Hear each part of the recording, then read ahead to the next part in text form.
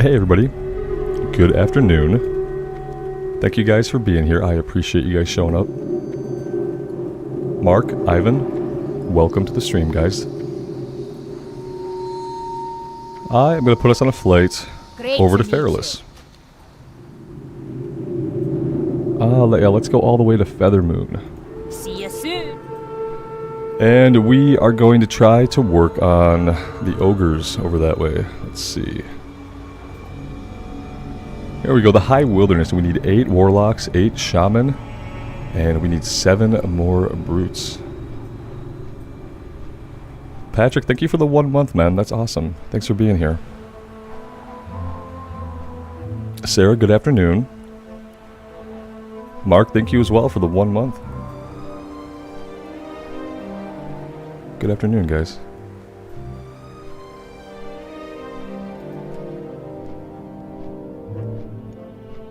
Alex, welcome, man. Good afternoon.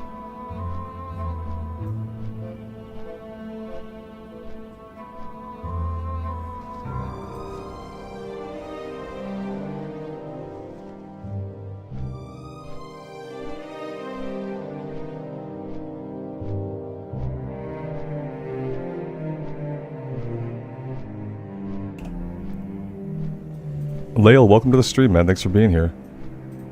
Jackie, good afternoon.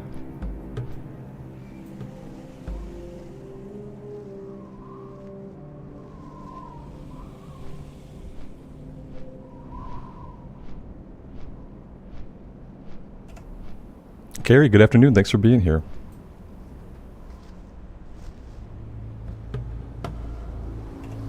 Layla, I'm doing really good. Yeah, I got like another normal-ish night's sleep, so that was awesome. So 2 normal nights sleep seems to be what it takes to defeat tent lag. Because I'm feeling normal today. I didn't quite feel normal yesterday.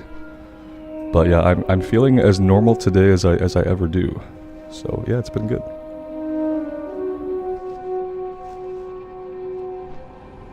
Mr. Eon X, good afternoon, man. Welcome.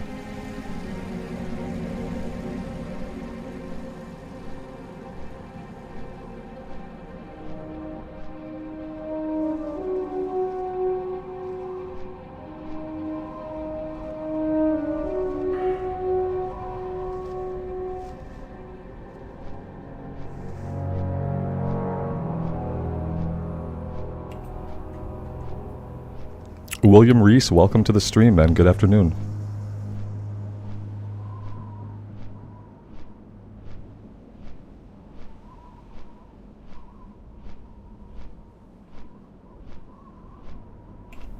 Jartar, thanks for lurking, man. I appreciate it. Yeah. I love lurkers. Thanks for being here. Plans for today, we are going to start off in Feralas. We're going to work on the High Wilderness quest.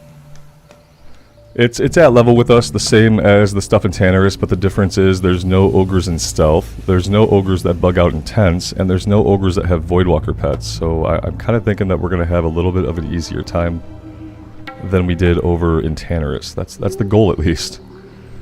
Alex, you say they respawn pretty quick. Yeah, that's probably going to happen. I'm basically programmed to be used to like instant respawns by now. Jory, good afternoon, man. Karen, thanks for being here. Clint, thank you for the membership, man.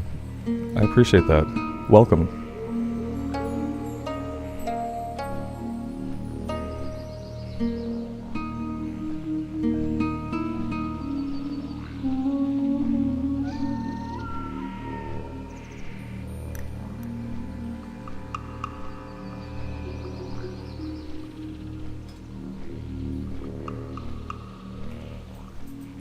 Jason, good afternoon, man. Thanks for being here.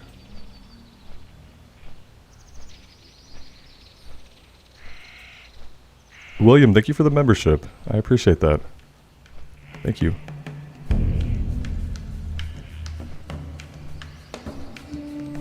Monica, welcome to the stream. How you doing? Resistance auras, Clint. Yeah, yeah. Shadow resist, right? That's what we want. Yeah, I should have had that up even against the warlocks with the Voidwalkers and Tanners. I have to remember my auras. The only problem is like it eats into our DPS build because we're kind of stacking holy damage, but it's probably worth it just to take less damage from the spells. Shadow is something that actually hurts us quite a bit. Jory, what happened today? Nothing's happened yet. We just started. We've been in flight. We're just heading over to Feralas here. Nothing has happened yet.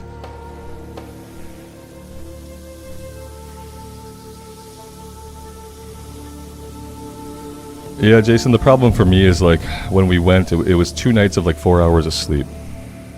3 or 4 hours of sleep, and not even like consistently all at once. It wasn't like I slept for 4 hours straight, which would have been fine. It was like an hour here, an hour there, an hour here. Lay here for hours, read the same five paragraphs in the book over and over again every time you wake up. It was that kind of 4 hours of sleep. That was the biggest thing. And then I thought like after one decent night of sleep it'd be like fixed, but then yesterday I was still pretty out of it for most of the day. Lale, your AC's been on the fritz. That's awful, man. Yeah. Our AC was out last year for like the first really hot week of summer before we got it fixed. The HVAC unit had gone out. Pop. It was like the compressor blew. You heard it one night. My wife had just gotten home from, I think she had gone on a trip of her own somewhere where it wasn't super comfortable. And she had gotten home. It was super hot, and like the night came, and then outside the window you heard pop, and then the AC stopped. It was the worst. Yeah, it's not good when it gets into like the high 80s and 90s. All right, so now the problem is we're over here. We don't really need to be over here. I need to either catch the boat or I need to swim across the entire lake. The boat is here. We're not going to catch it because I can't mount up in here. I could mount up out here. I've never caught this boat. I've never stepped foot on it. If I get it now, this would be the first time. I always end up having to make the swim. Oh, look at this. We're going to get it.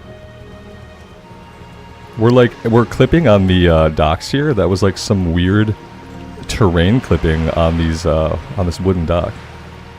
Huh. The only other place I've seen that is in Dustwallow Marsh.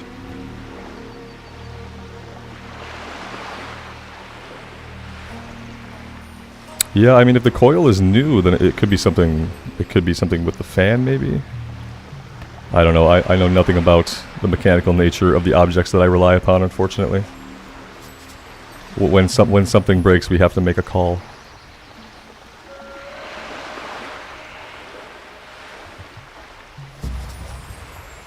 Yeah, last year the entire unit had to be replaced. Like the whole thing was dead. It wasn't a matter of like replacing a part, it was a matter of replacing the entire unit that sits outside. Alex, you got the Onyxia buff and the ZG buff? Man, I wish I was assiduous enough to like do that, you know, get all my buffs, because I'm like really bad at stuff like that. I know I should probably log in and try to get them when they pop up. It would probably make my life a lot easier, especially in this game mode, but I haven't done it. We caught one of the buffs as a coincidence one time. We happened to be in Booty Bay when everybody was gathered up at the flight point.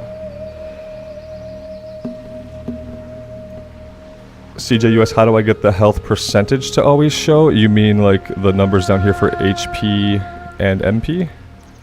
It's in interface.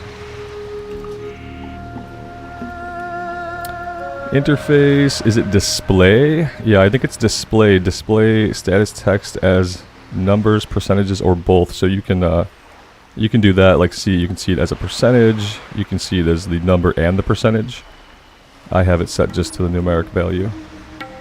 Right there. Sometimes it turns itself off and you gotta go back in and like uncheck it and recheck it. It likes to do that for some reason.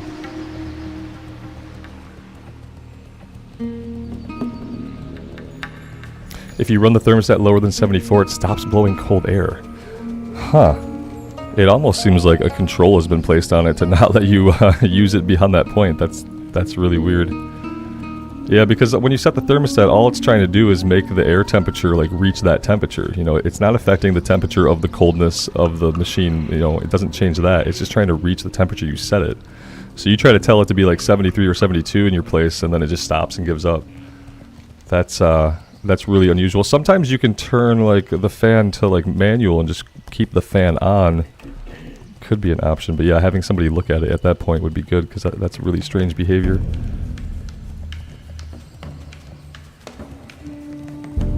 Oh, you got lucky with it then, Alex. You also just happened to be there for that one. Yeah, you can always tell because you got like a million people just standing on the flight deck.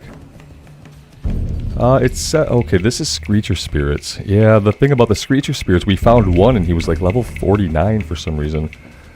Maybe the ones like closer to the ogres. I thought there were some down here. I'm pretty sure there are some down here to the south of the road. I fought them there before. Questie isn't tracking any. But I don't really believe Questie in this case. I'm going to come down here and check it out. Also, we don't have the quest for the Yeti. Oh, market quality. Yeah, I should grab that one because we probably could have done it. They might be a little bit higher level. Maybe we'll take a peek at the Yeti down here and see what level they're at.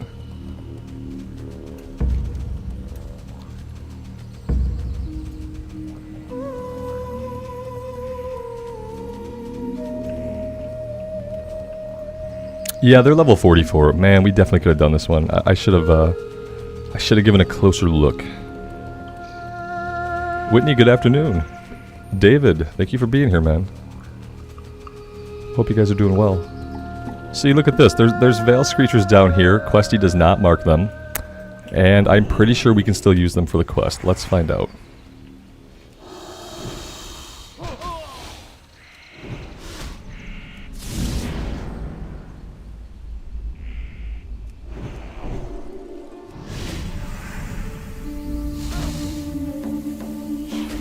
We took auto attack off the bar yesterday and that moved all of my abilities around, and I'm still very much trying to get used to where my buttons are at. It's gonna be a work in progress.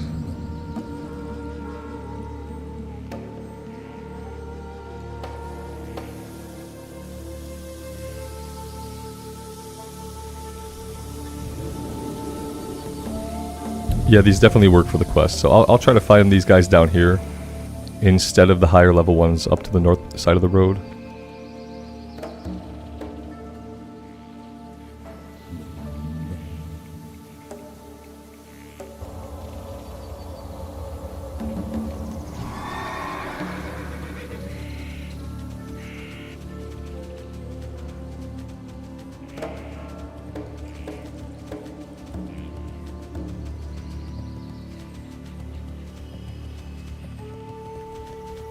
Buffalo Bill, good afternoon, man. Welcome to the stream. Thank you for being here. We got Fray Feather Hippogriffs. Alright, I don't know if we're ever going to need to kill those. No more Screechers, though. They're not very abundant, it seems. Maybe that's why Questie doesn't bother marking them down here. There was only the one. Maybe he was just out of place. Alright, these are Maulers. We don't need Maulers. We don't need Maulers. Here we go, Warlocks. That guy is in there real tight. I don't know if we can pull him out, but we might have to find out. Yeah, let's find out if they're linked. Oh, well, let's try to pull him back a bit. Yeah, they're not linked. We're going to take a hit here. Let's go to Shadow Resist Aura. Let's just pull him out a little bit. We got a Mauler coming in here from the side. This is a botched pull, like right off the bat. It might be botched. No, it's not. That guy didn't pull. I'm actually kind of shocked. I'd love to back this guy up a bit, though, if we can. There we go. Come with me. No casting, please.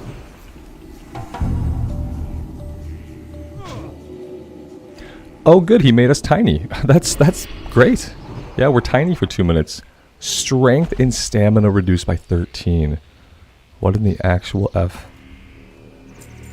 They don't have big group aggro. Yeah, I mean, that's really shocking. This guy should have pulled the patrol. They don't like each other very much, probably. It has to be something like that. Like, they don't care what happens to other ogres. Because, yeah, that was a little strange. And now we're tiny, which is a problem. In this case, because we're losing stats, size does matter. So we're going to get hit with that every time, aren't we? Every warlock is going to hit us with that. It would be cool if we could fight all the warlocks right away. That way we wouldn't have to deal with it.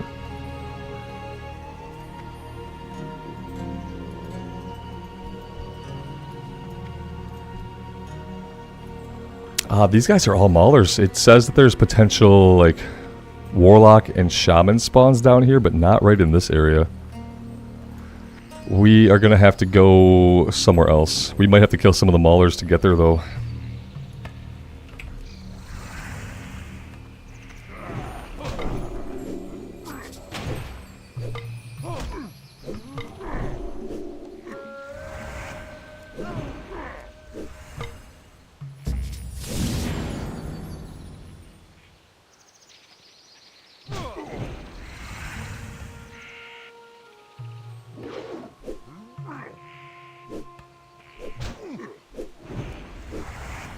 Yeah, against fighting the ogres, the lack of size is kind of funny. We are now fighting an actual giant, which feels bad, and they're actually kicking the crap out of us too, which also feels pretty bad.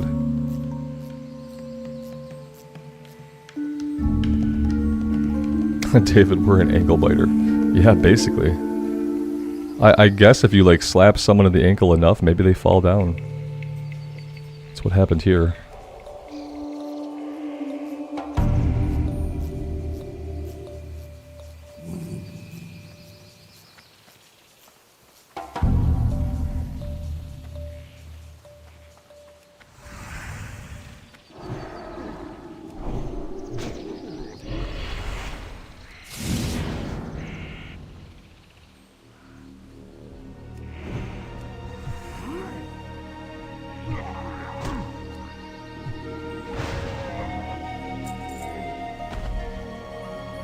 The other really cool thing about these guys is that I don't think they run away. And none of them have tried to run yet. We have a level 47 warlord here. We probably don't want to mess with him. Could be bad.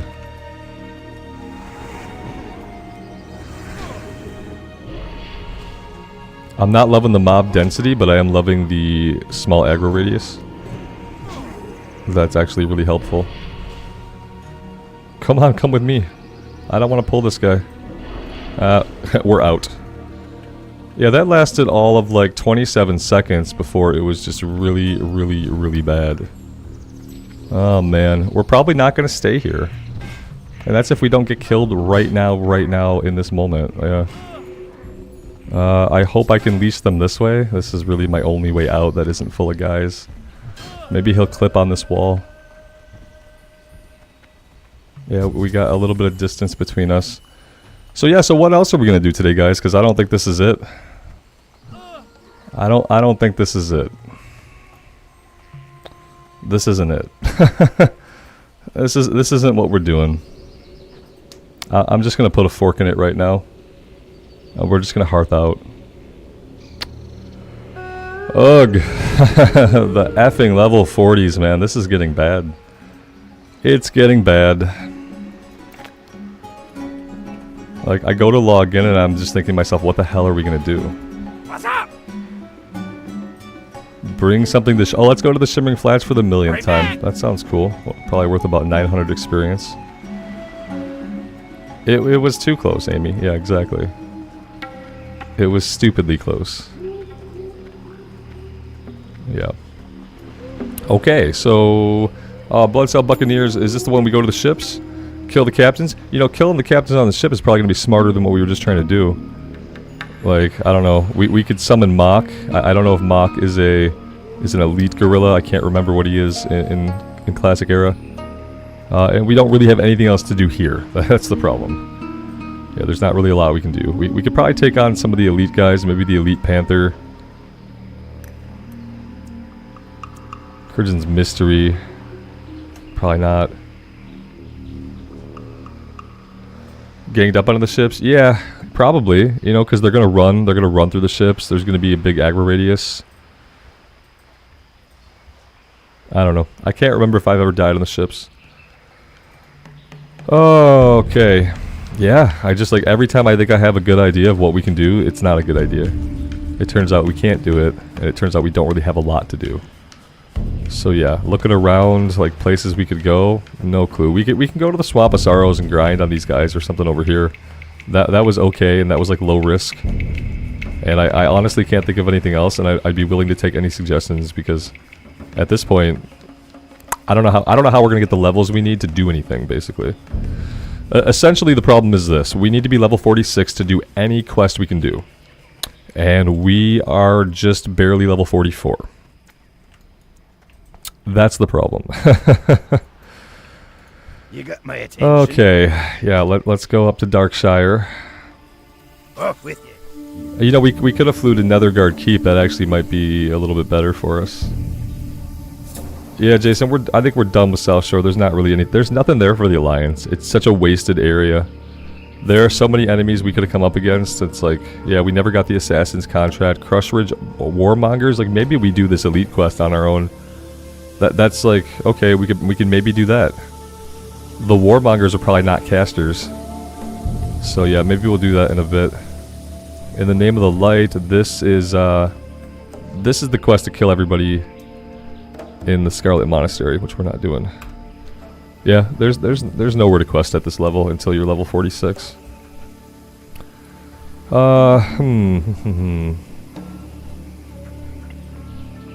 What is this? Troll necklace bounty. So we're all, again, like level 46 would be a good time to come up into the hinterlands and do a couple things. Witherbark cages and troll necklace bounty. At this point, you know, we'll probably go check them out. We'll at least go get the flight point sometime today and see what level the enemies are for these, because I'm really at a point where I'm hard pressed to figure out what we do besides grind.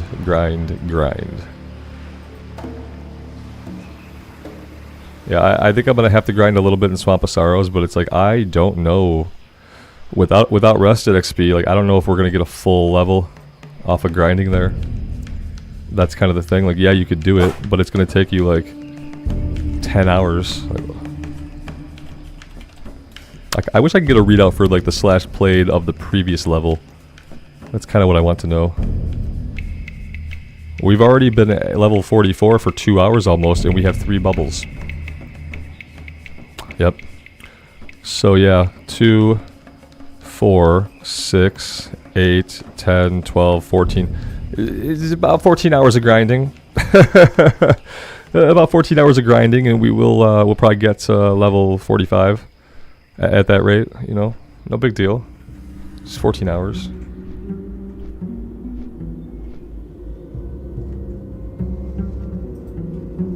I think like in the future, the plan is going to be, even on the official hardcore realms, guys, when I get a character to level 30, we're starting a character on the alternate faction. And we're going to have to go every other day on the characters after one of them gets to 30. Because past 30, you just have to have rested experience. You have to have rested XP when you play. It becomes even more important once you hit level 40, that the time that you play is all spent with rested experience. And so that's kind of the revised plan for the official hardcore servers. Like, we're going to get on our first character, get it to 30. We're going to sit him for 2 days, and we're going to roll up another character and get that character going on the opposite faction. And then we're going to alternate every other day so that they each can get some rested XP. Does the hardcore add-on show level times? It might. I could probably search through it. I think you're absolutely right. I think it probably does show that. It definitely records it. Like, if you don't mute it, it keeps telling you how long you've played the level every 10 minutes. You played for 10 minutes, 20 minutes, and the alerts keep coming up. You have to, like, silence those in your chat. So yeah, it probably definitely has a readout of every level. I'll take a look at it later. But yeah, just speculatory, like 12 to 14 hours of grinding on green enemies would get us to level 45.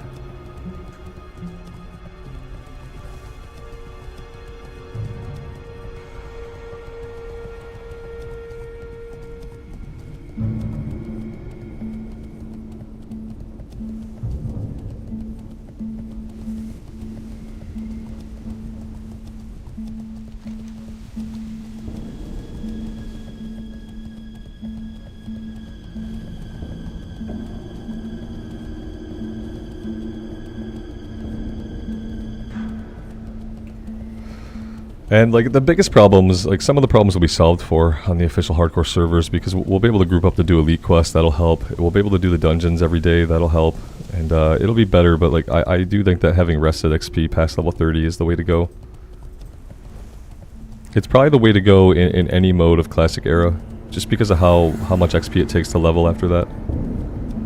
Around the Highlands, we just checked it out, Keen, and we have quests there that are like level 45 quests. So like we could probably go there and check them out. But every level 44, 45 quest we've checked out has in fact been too much more than we can handle. So I'm going to make my way up there at some point today to get the flight point, and we'll take a look at what level the enemies are for those quests. There are trolls and something else.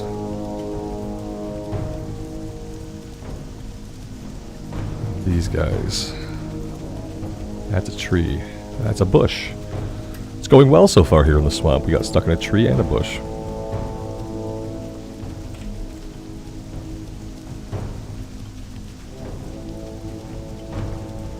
Yeah, Alex, I do think that overall, like, had we done all of the just the elite village quests throughout the leveling experience, we that's at least a level and a half of XP at this level, and so that kind of makes a huge difference. And then, you know, the fact that we didn't do any dungeons, we didn't get any kill XP from those, and we didn't get any of the quests done. So probably 2 levels overall. If we had done all that stuff, we'd probably be level 46 at this point.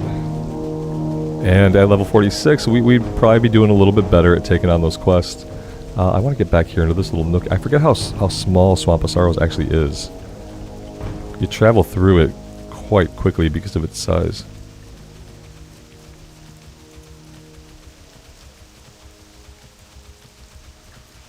Let's see, what do we got up here? Iron deposit. Oh, we have a friend over here today. What are you? Are a priest.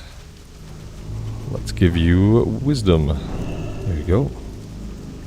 They're probably doing the quest that we completed over here. There we go, we got fortitude. That's awesome.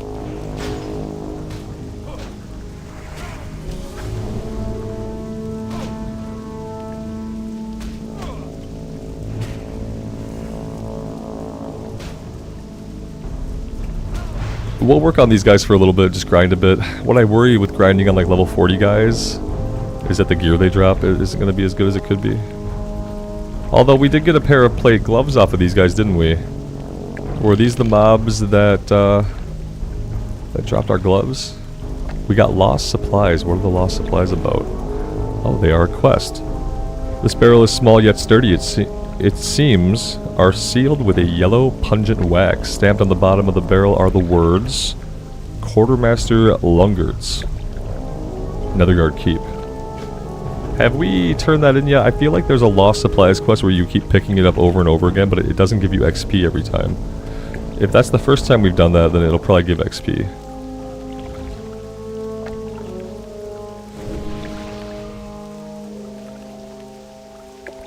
Luke, this is not live. This is a pre-recorded video.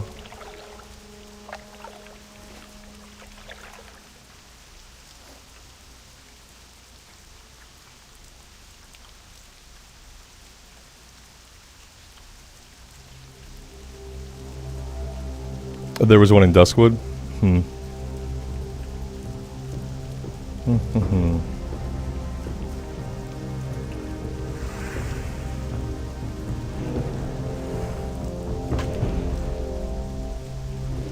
I haven't been using Consecrate a lot, and I kind of wonder if it's worth it. The mana cost is kind of severe.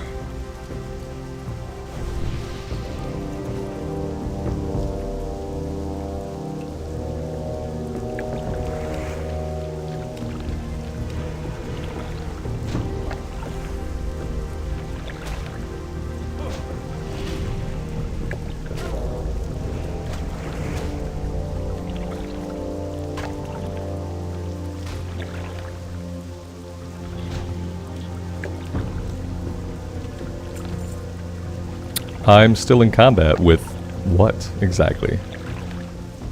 There's nothing around. All right. Well, let's hope this works. There we go. Yeah, that was weird. We got stuck. Maybe it was like a cricket or something at the lake, or like a tadpole or something. I don't know. Don't know what it could have been. Something we hit with Consecrate, probably. Something we hit with Consecrate.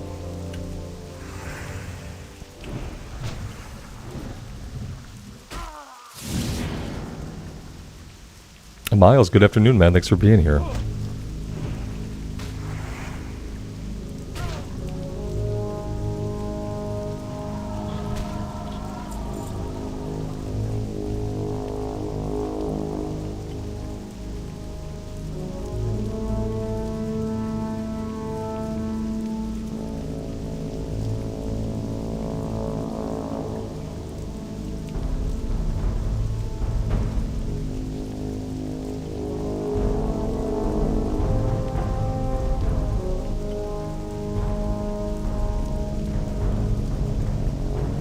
Seal of Righteousness over Vengeance, yes. We're doing a holy power build that involves Sanctity Aura, it involves Seal of Crusader for bonus holy damage, and it involves Seal of Righteousness for consistent holy damage. And then sometimes Consecration for more holy damage, yeah. Just doing a build that I came up with by reading the talents that I kind of liked the idea of. That was better than a Seal of Command build that we've been using, just for something different. Did we do the Naga quest in Stranglethorn? I don't think so. Wait. Is it the Akiris reads? Akiris by the bundle? If that's the one, then yes, we did it. If that's not the one, then no, we did not.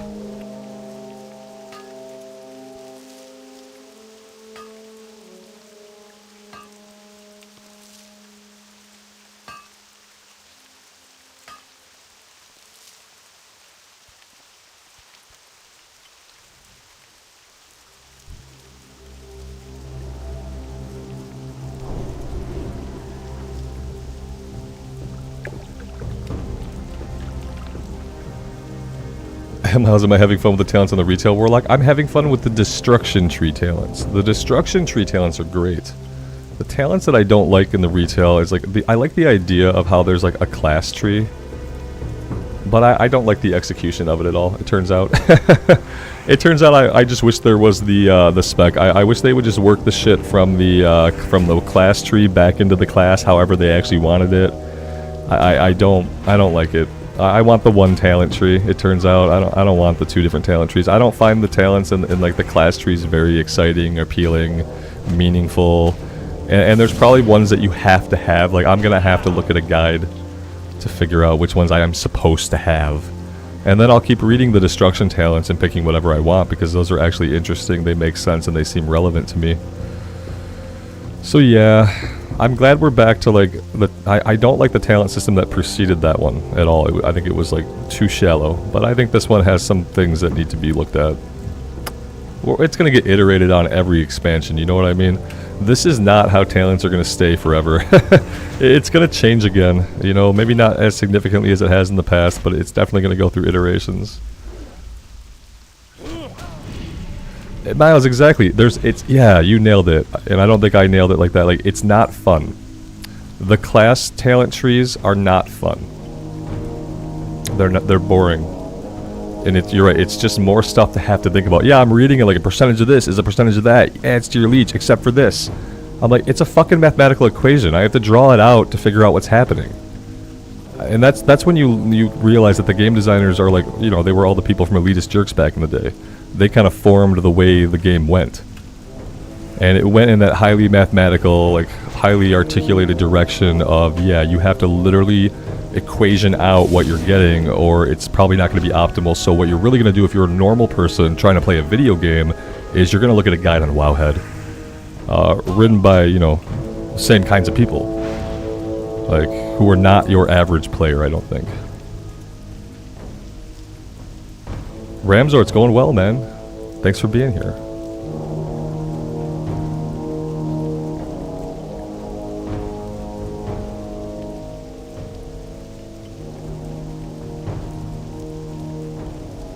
Alex, that's a crazy chain of quests. From Westfall all the way to where those Naga were.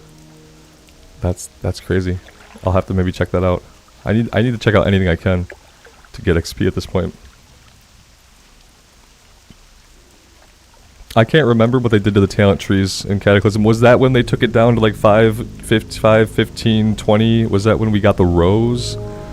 Honestly, and I hate to say this, when I really think about it, if they keep the class talent tree like it is now, I'd almost rather have the rows, because at least like within those rows, like your choice felt meaningful. They didn't always do a good job of like giving you real options. Like even back then, you had to pick a certain talent for a certain style of play. But at least the choices you did make were like highly impactful choices on the class, and that's not the case with the class trees right now.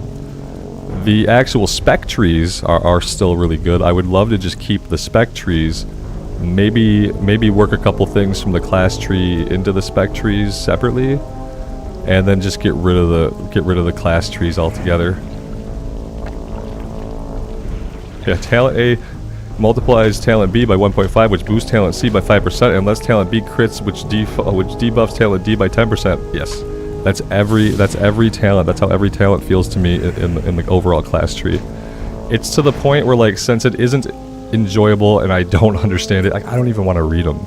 I've just been clicking them for now, knowing that I'm going to just look at a guide for that part of the tree, which is really not what you want. And it sucks because the spec trees are actually good. The spec trees are actually good. So I'd love to just see the class trees deleted. And then we can get a smaller talent window again, you know, so we can run around with our talent screen up like we used to do without like it taking up the whole screen. That would be cool. Yeah, hashtag delete the class tree. I know that I'm the only person that has a problem with this. But I'm probably one of the only people that just tries to play the game and make choices by reading the talents. I'm probably one of the only people that does not just go to Wowhead and like actually do some research, you know. So of course I would be the person with the problem with this. David, absolutely right. It's telling that we can download the spec tree from Wowhead as a file and actually dump it straight into the character. It effing is telling. They clearly want you to do that. The whole game is set up for you to do that, for you just to look at what someone else has done and do that. What is the point of that? What is the point of it when everybody basically needs to have the same choices in the same situation? What's the point of the choices? Yeah, just get rid of it. Blow it out the airlock. And that way you can put more thought into the actual spec talents and make them even better than they are. Because those ones are all already pretty good. Do I need all these scattered crates, or am I just going to keep getting lost supplies or whatever?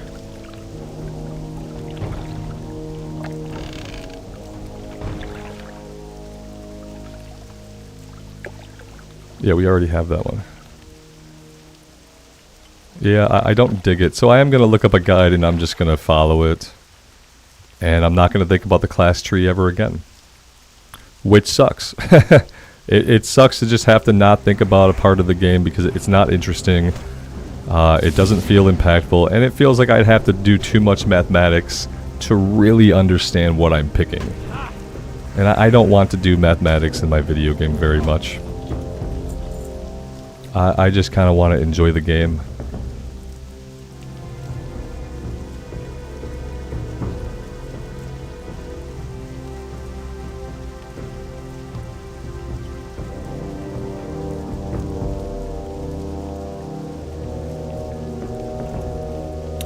Now, these guys are really not respawning quickly enough for like actual farming.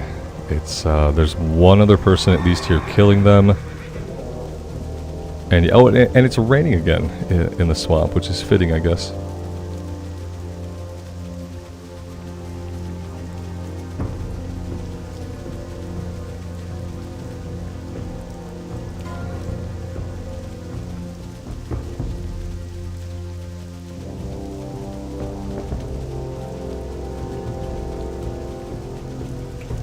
Let's just head down to the Netherguard Keep, and we'll get this one turned in, the supplies or whatever, and we'll fight stuff on the way, because yeah, this area is not really suitable for farming. The enemies are at a good level, they're easy to fight, they're not dangerous, but there also aren't enough of them, and they're not respawning quickly enough. So yeah, we can hang out there. Maybe by the time we get back, the other person working on that quest, maybe they'll have completed it, and we'll have more of a free range on those guys. There are a lot of enemy NPCs wandering around who want to flag us for PvP.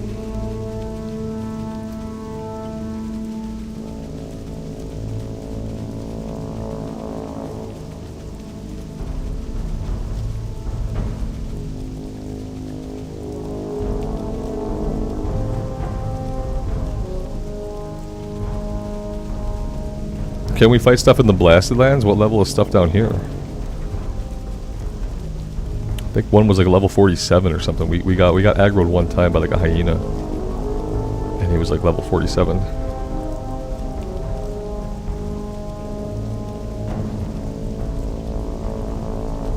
The more I think about it, the more I want to try to go do the Crush Ridge Ogre quest up in the Alterac Mountains. Those guys are elites, but we killed the other ogres that were elites. It's a couple level difference between the two of them, so I'm thinking that we would be able to do it.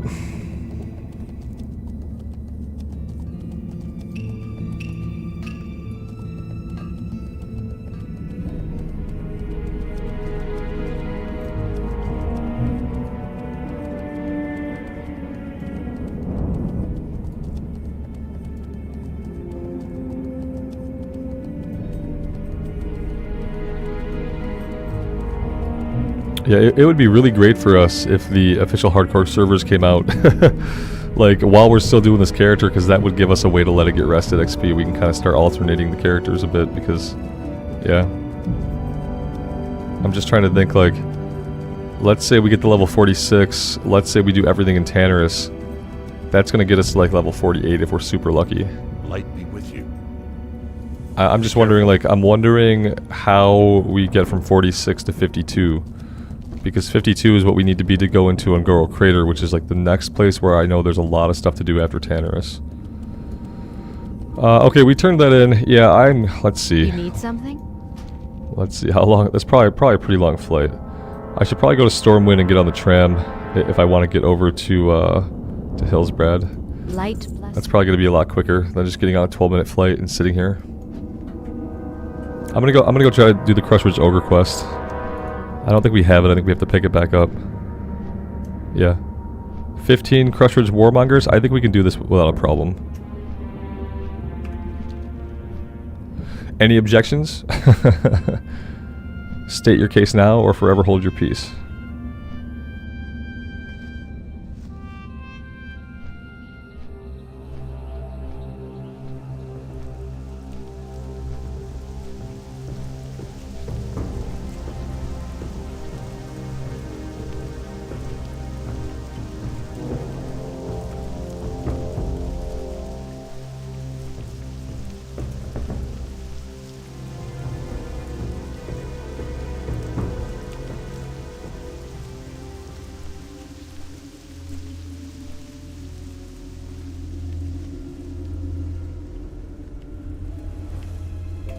Yeah, we'll handle them the way we handled the elites the other day. I'll try to make sure that we're just at full HP MP all the time. Well, between fights. I'll focus up a little bit. When we get there, I'll probably focus up a little bit, and I'll probably focus a little bit less on chat. Hope you guys are okay with that. Because, yeah, I want to get the quest done. It'll be a little bit more dangerous than the level 37s we fought. But at this point, I want to give it a try. You know, we can get pretty good kill XP up there. The quest offers some pretty good experience. So, like, I have to do something to make us feel like we're making any progress here. Yeah, they're not where we were fighting them before. They're actually inside the fortress. Nash, you just died in Wailing Caverns, level 22 Troll Shaman. The tank pulled 7 raptors. Hey, that sucks, man. Rip. The thing is, like, if I see my tank, he's got 7 raptors on him, I'm running for the entrance to the... Did you run? Did you run for the entrance of the dungeon? Because if I see that, it's like in Final Fantasy 11 when your tank would like go into chat, he'd be way out there pulling, and he'd be like, "Got 2 gobs, bringing them back," and the whole party would scatter, because you knew that you probably weren't going to be able to take on 2 goblins at once. So you had to run for the zone. You had to run for the zone exit because the mobs in FF11 didn't leash. The only way they leashed is if you zoned out. And you didn't want to get killed in that game, because if you got killed, you lost a huge chunk of experience, and you could de-level and stuff. You prioritize saving the tank? Oh, Nash, man. That's noble of you, buddy, and I get that, but you can't do that in hardcore.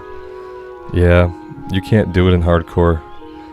It's kind of like that thing, you know, like situations in The Walking Dead. Sometimes somebody's just not going to make it. You got to leave them. Because what happened is you got yourself killed. That didn't save him. You'll learn though, you know, next time you see a tank bring 7 guys, you just run right away. You know, he's dead. Okay, like nothing anybody can do is ever gonna save a tank at that point. Dude pulled wrong, you know. And you gotta save yourself next time. Gotta save yourself. I'm all about helping people too. I've helped lots of people out in the world and stuff, but it's like, even out in the world, there's a dude with 7 guys on him. No. Even if they're non-elites, I'm not helping. And so that's kind of the mentality that I have to put myself in for, like, dungeons, is like, I will run away. If something goes wrong, I am running for that entrance. That's it. And I'm going to assess the situation super quick. And we'd have to be safe, you know.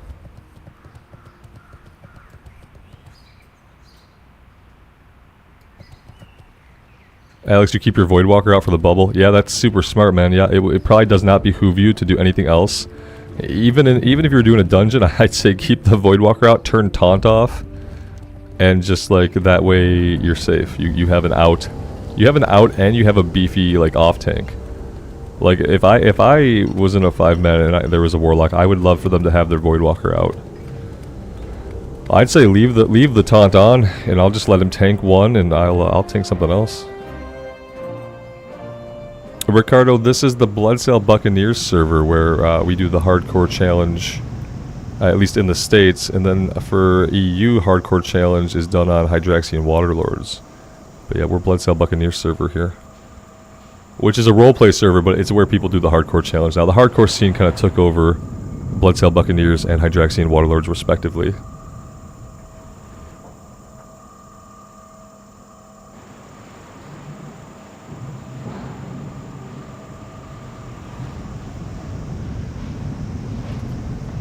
Pork Baby S, do you have any plans to start a community guild when the official servers are out? Yes. Yeah, we'll guild up. And that way we can, like, you know, we can talk in chat and stuff in guild chat when we're doing runs. It'll be, you know, not on the 5-second delay that chat will be through the stream. Yeah, we're definitely going to. We're going to, assuming I can get 9 of you guys in one place at one time to sign the charter. Then we will, because I'm not going to like spam for charter signs from like randos and then have to kick them from the guild. So my low bar is I can get enough of you guys online in a day in a stream to sign the charter. That's what has to happen. If that happens, then it's worth it. If that can't happen, like if we can't get 10 people on at the same time, then we don't need a guild. That's kind of how I see it.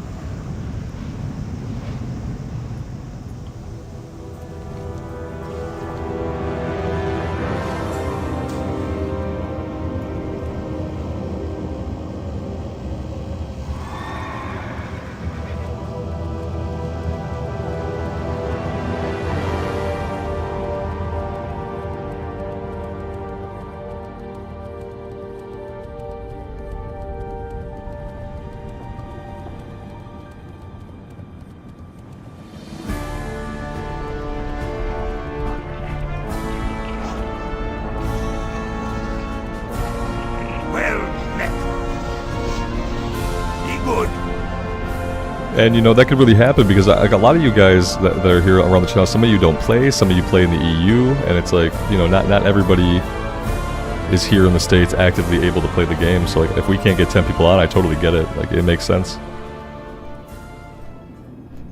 But we're gonna try. Yeah, we're gonna try to get a guild going, and that way I don't have to pug stuff.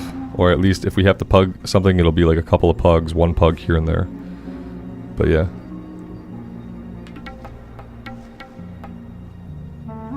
Yeah, see Alex, yeah, a lot of you guys are in the EU. Yep. And then I know some people are here hanging out because they don't have time to play themselves. You know, that's part of the reason why they're here, why they found the channel. So I can't have a lot of expectations of like tons of people being ready to jump in and play, you know.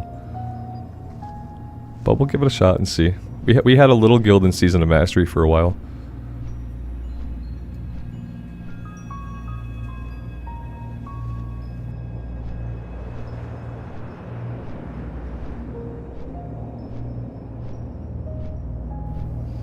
Yeah, and then Monica, I worry about, even if you guys like were able to do that and that was fine, if that was something you could do, like there's like the time difference. I feel like I don't know what the time difference is exactly, and I don't know like if that would work for people. Maybe it would. I mean, you guys are here hanging out, so it has to be like some kind of time.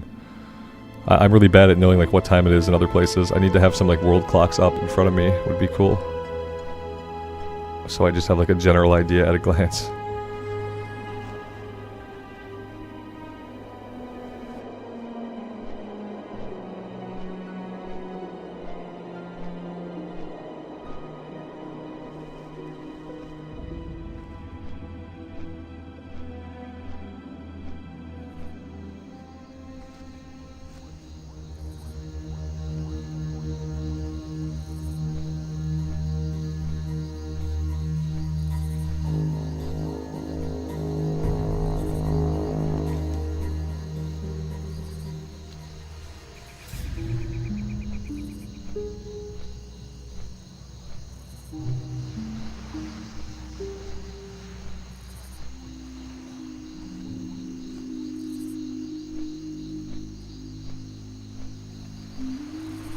EU is plus 6 hours. Okay, so yeah, so it's like it's evening time when it's actually it's pretty late.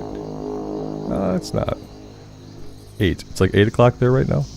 See, I can't even do mental math. It's like it's impossible. I don't do numbers. I only do words, and so my brain doesn't really do numbers. And that's been something that like I've added to that problem over time by not attempting at all to learn how to do numbers in my head. I've just made the problem worse.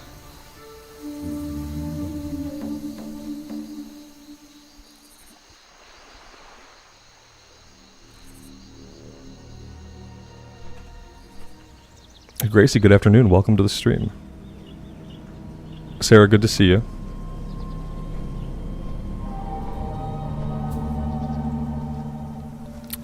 Long Branch, am I going to be uploading anymore? Or focused... Oh, ESO. No, I'm not going to be playing ESO anymore. I talked about it a couple times over the past few days, and I don't mind talking about it a little bit now. But basically, for me, games like ESO and Guild Wars 2, they have a really weak class fantasy because of how customizable the characters are. Because the game, it lets you do whatever you want, you know? You can equip any weapon, you can equip any armor, you can use any abilities, and for me, that kind of negates something that's really important to me in an RPG, especially in MMORPG, is to have like a really solid class fantasy. Like, I need some things to be defined for me so I can get immersed in the class. Like, I want it to wear specific types of armor. I want it to use specific types of weapons and magic. And I know a lot of people probably really love the freedom that games like ESO and Guild Wars 2 offer, but I don't. I like a little bit of freedom. I like basically the freedom we have here. We're like, you know, you're a warrior, so you equip some warrior weapons and you equip heavy armor. You're a paladin, you get axes, maces, and swords. And so, yeah, for me, if I don't have a solid defined class fantasy, I can't get into my character. I don't feel any attachment to it. I don't get immersed in it. And like, it makes the game kind of boring to play in a way. And I had the same problem with Guild Wars 2, and just recently I realized what it was, like why I fall out of those games. And it's because I just can't get into my character. So yeah, I don't plan on going back to Guild Wars 2 or ESO. Well, I tried multiple times because I couldn't figure out why I wasn't getting stuck in it. Because things about those games are so good when it comes to some of the story and the world and stuff like that. But I kept bouncing off of them, and then I finally realized what was going on this time around on the Templar. Was that, yeah, with all the choices, you know, you can be anything you want, but that's less appealing to me than choosing from like a bunch of different class fantasies. Adam, Star Wars The Old Republic, I played that game when it first came out. I got an Imperial Agent to max level, had a lot of fun with my guild. We did the first raid, played a lot of Hutball. Hutball was amazing. And yeah, so a year and a half, 2 years ago, I tried to do a SWTOR playthrough on the channel because I thought that'd be really cool. Loved the game when I first played it. It's still hanging in there. They do updates and stuff. But all the music is copyrighted. So yeah, I uploaded it to see if it would go, and YouTube said no. Too much copyrighted music. And so sadly, I'll never get to play SWTOR on the channel. Because of all the Star Wars music that just gets heavily, you know, copywritten. They just strike you immediately. We're going... Yeah, we can take the road up.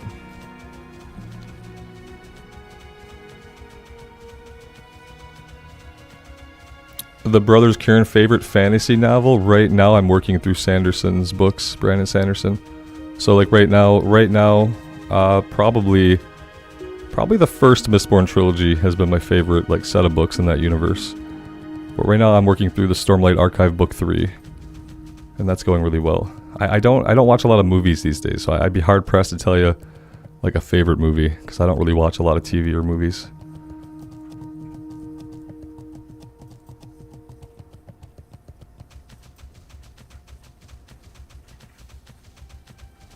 SWTOR switched hands. You mean it moved to a different like developer or publishing house or something?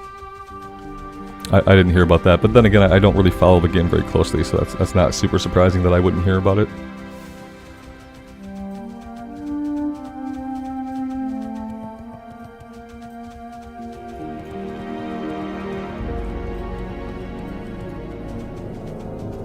Alright, so we want to go maybe around the front. Which way do we get into this place? I don't think we can really get in over here. I think we have to go around the road and come from the north part. Let's try that and see if that works.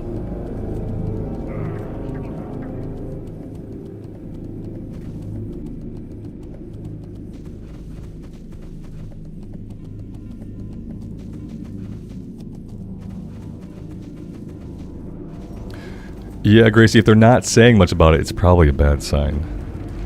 Because if it was going to be like a good thing for the game, they'd probably talk about it a little more.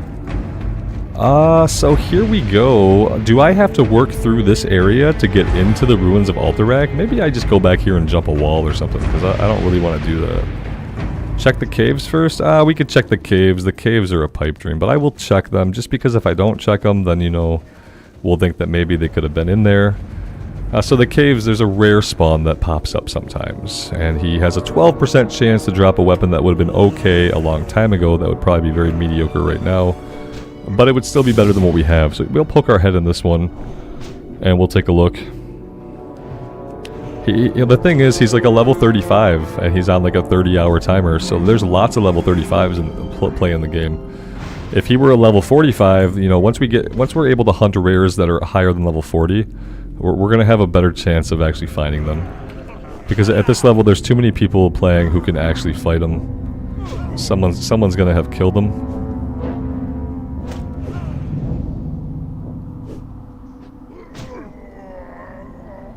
Yeah, Adam, most games, if you're playing a game and it's using the OST, the original soundtrack, usually you're fine.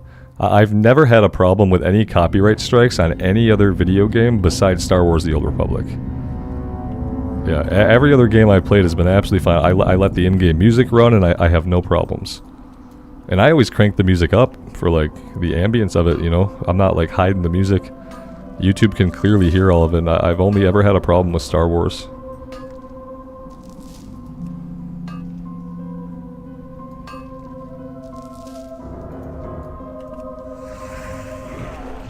Yeah, oh yeah, it's definitely because of the people who own that stuff. Absolutely. Absolutely. Yep, they don't want anybody to make any money off of anything that they have potentially own. Not that they've made, that they own.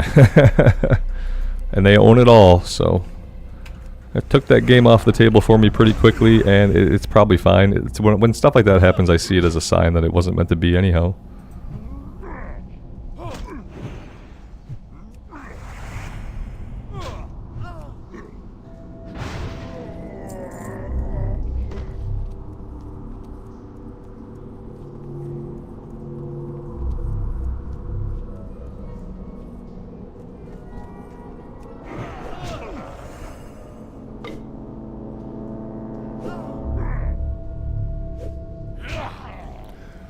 Ricardo, after the Paladin, we're going to be, hopefully we'll be on the official Blizzard hardcore servers by then. Those will hopefully be out by the time we are 60.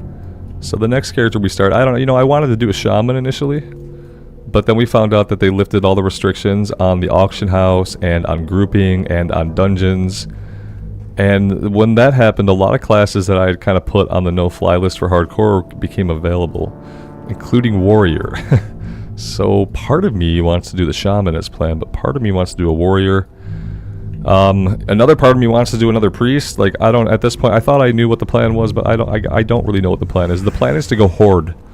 The first character we make will be horde, and besides that, I don't really know. Shaman, warrior are both on the table. But at this point, so is anything. Anything is on the table at this point, because of the lifting of all the restrictions that we currently have to play with. I'm going to go ahead and say this guy is not here. Yeah, I think we would have seen him if he were.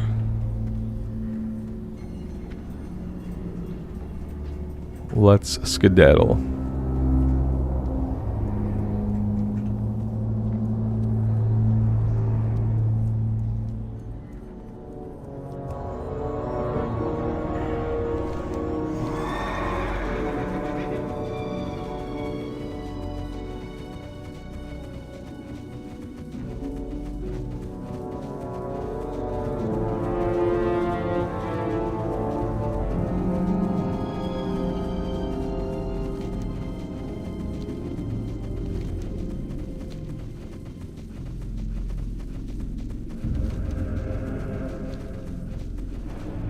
So now I have to figure out how to actually get into the ruins of Alterac, which apparently I don't know how to do.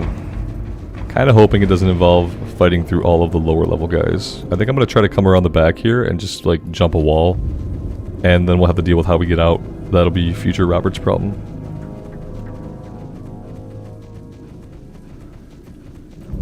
Yeah, Red Robin, that's a good... I thought about that too. I thought about the fact that like if it could be instant cast, that'd be great. Or maybe it doesn't cost mana. Yeah, that's weird that I had the same thought yesterday when I saw it had a cast bar.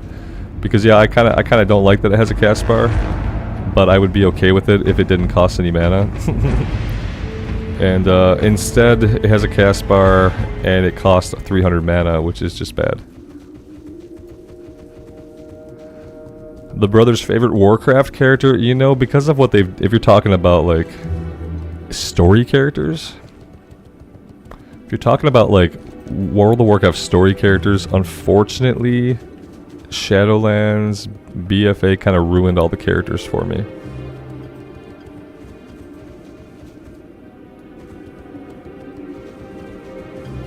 Yeah, I'd be hard-pressed to really care about a character in the lore anymore because of the things that happened through BFA and Shadowlands. Prior to BFA, I probably would have had, like, different answers. There probably would have been a handful of characters, including Sylvanas, who I really liked, you know, their story and the things they'd been through and how they were written and stuff, but Shadowlands kind of... Shadowlands twisted the knife that Battle for Azeroth inserted. And that was it. I'm gonna jump this wall here. It's a bad idea. If I go back to Warcraft 3, then yeah, like Arthas, Thrall, they were all... Everybody was great in Warcraft 3. That's the thing, is like, I loved all the characters in Warcraft 3. That was like the reason why I got into WoW, was like the characters, the world, the story. It was great, you know. And then time went on and they did their story. They took their story the way they took it.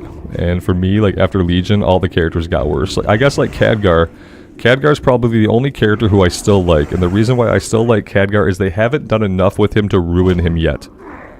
They haven't done enough with him to ruin him yet. So yeah, right now, current living character that I actually like, Khadgar's the only one.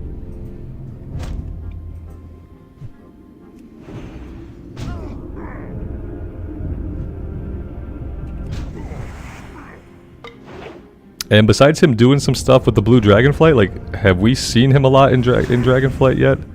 He did some stuff with Kalecgos, but I don't remember actually seeing him a lot.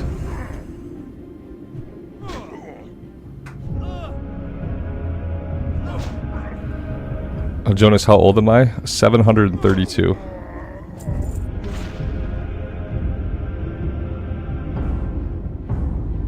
No, I'm gonna be 40 in January. The big 4-0.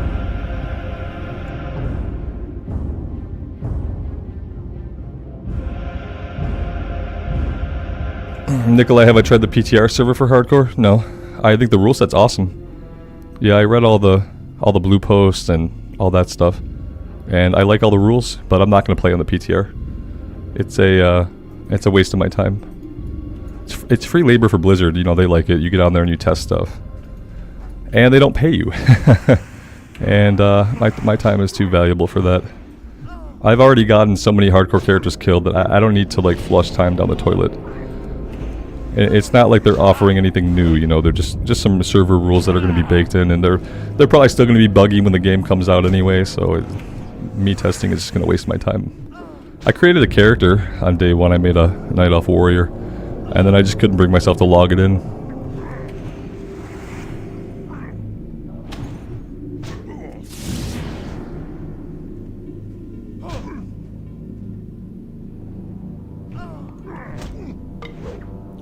Taxi says time is money. Yeah, time is money. You know what? I could have streamed it, and I'm sure you guys would have come to watch, you know, and it would have been probably a good time, but, you know, the character's going to get flushed. The character's 100% going to get flushed, so...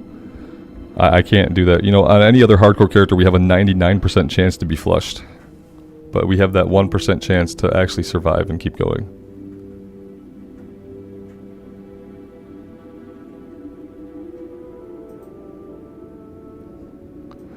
Yeah, the ogres are elite. they're level 39 elites. And I just don't really have anything else we can do right now. They're also not all of them the ones we need for the quest. That's the unfortunate part. Is we are looking for what? We're looking for warmongers. And instead we're fighting a bunch of enforcers, which is not going to help us get this quest done. So yeah, that's cool. Here we go, warmonger. Let's try one of the guys we actually need and see what he does to us.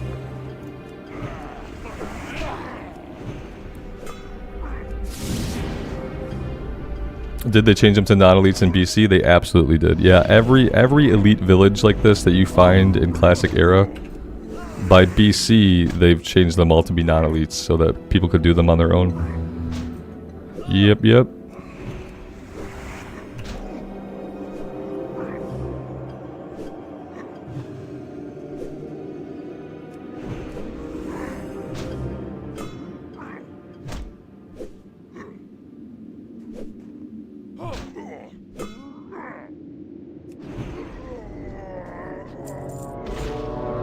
One down, 15 to go. 14 to go. Probably 30 to go because we're going to have to clear all the enforcers on the way. There's a warmonger. We'll grab these two guys and then maybe there will be a way we can work our way in without fighting these enforcers. We're not going into the keep, obviously. So that's off limits.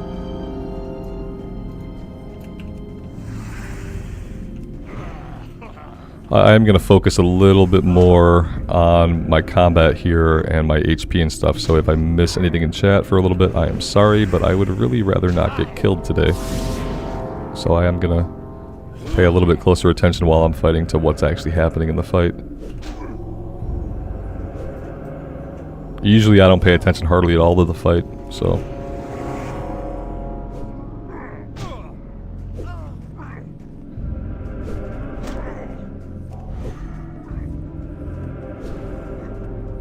Already in a bad spot. I'm hoping there's not ogres on top of the wall. It doesn't seem like a place ogres would be. Yeah, we're clear up here on the wall, thankfully. I kind of want to leash him before I jump down. Oh, nice, nice, nice. Okay. Yeah, just like that, you know, we were doing fine, Oh, what's going on down here? We got a warlock. Oh, he's fighting a different one. Okay. That doesn't really help us, but yeah. Did he pull it off of us, maybe? He made that look easier than we did. Yeah. maybe Warlock's on the table for official hardcore. The highest level we got a Warlock to was level 11. So, you know, if it's a class that if I'm gonna get killed off, I'd probably get it killed off pretty early. So yeah, let's try that again. Maybe we pull him back here perhaps.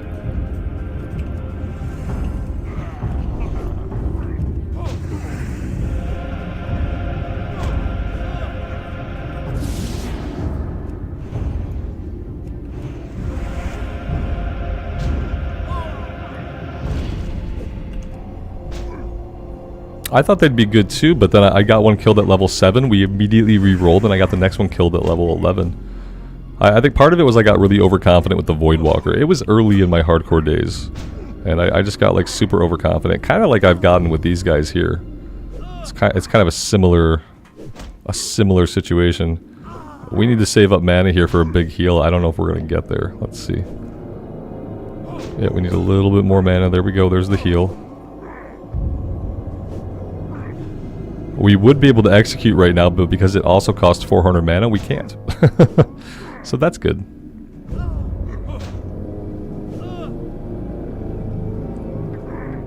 Apparently, Warlocks have the lowest survival rate before level 20. I believe that. That was how it felt. When we died at level 7 and again at level 11, those were like our lowest level deaths that we had. So yeah, I believe it. Although I got our first Paladin killed at level 9 back in the day by trying to fight Princess at level 9. That was extraordinarily stupid.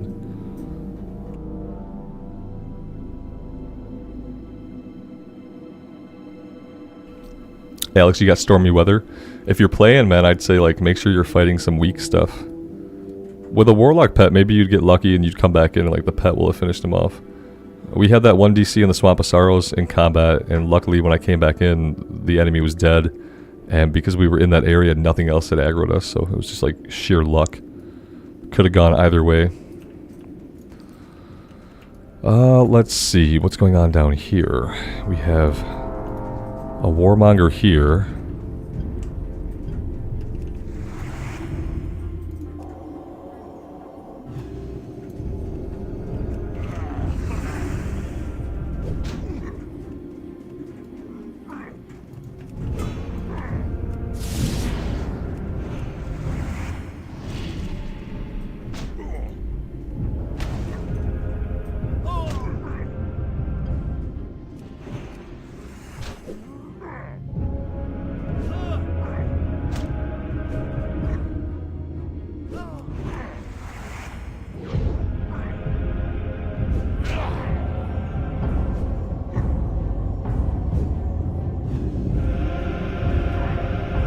Jonas, thanks for being here, man. Have a good rest of your afternoon.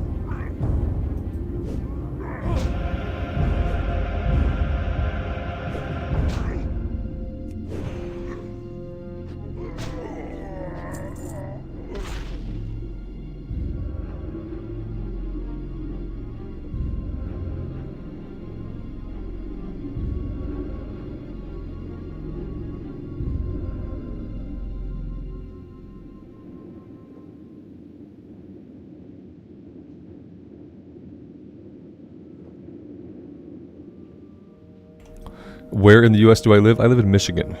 It's the Midden, surrounded by lakes.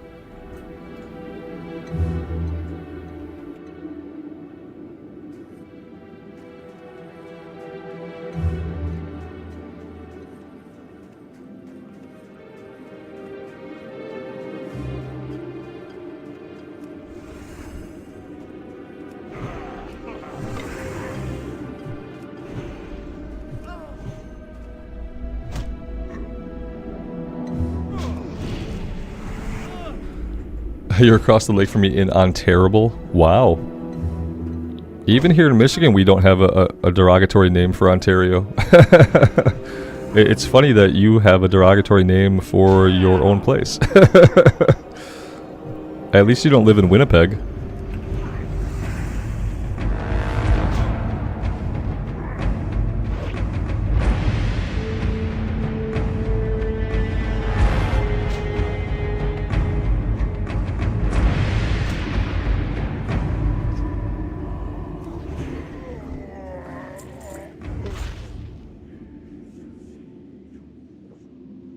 It was 113 degrees there yesterday.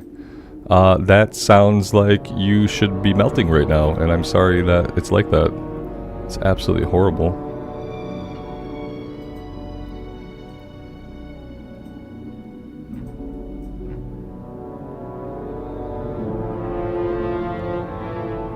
The brothers, I would recommend the French Isles and not Ohio. Like, if those are your choices, and I'm not too familiar with the first one, but I'm familiar enough with Ohio that, like, if you have a choice, you should probably not Ohio. Yeah. That's what I would say as someone who has been to Ohio and lives kind of close. I would basically say, like, if you're in Canada already, you could probably just, like, you should stay in Canada. Yeah. You're not missing out on anything by not living in the States. Like, if I could just go live somewhere in Canada, I'd probably do it. You know?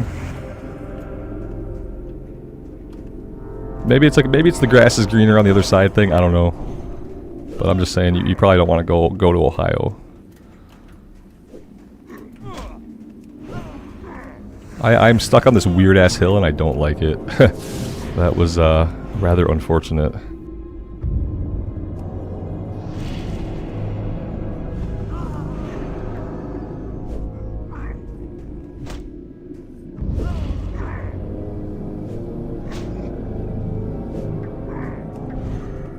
Yep, I don't like how this battle's going. We're out of mana, and we're out of mana, and we have the same HP as the enemy. So that's a run. That's a runaway type of situation. We're gonna use. I like these ramps because there's no enemies up here, and it's like it's pretty easy to run this way and leash them. Although we're still marked in combat, so that's good.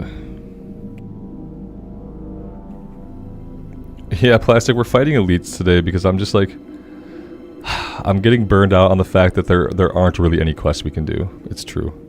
And not only that, but we haven't even really found a lot of good grind points Tried to grind in the Swamp of Sorrows for a bit, but the enemies, there weren't enough enemies, and the respawn rate was really low.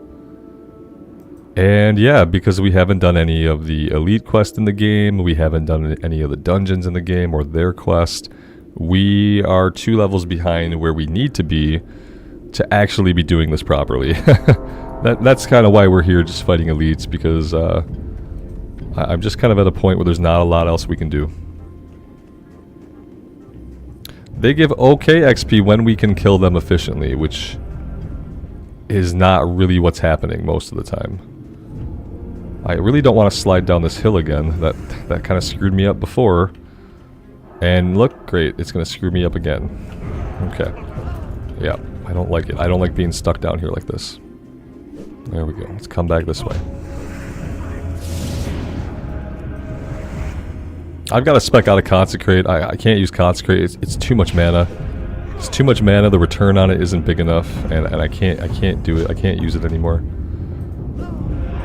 It's gonna get me killed. It's gonna be the mana that I need to heal. It's basically the mana that I need to heal. So I absolutely can't use it. I absolutely have to spec out of it.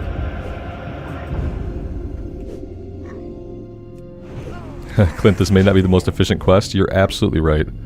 This is not the most efficient anything right now. Yeah. We're just kind of at that point leveling wise where there really aren't any efficient quests for us to do. We're getting our ass kicked when we're doing non-elite quests because, like, it's been bad. Look, a dagger. How many times have we got Tiger's Bane to drop in this playthrough? Tiger's Bane has dropped 2 other times that I remember. This is the 3rd Tiger's Bane that's dropped. If we were playing on a rogue, we would never see this item. You would never see it.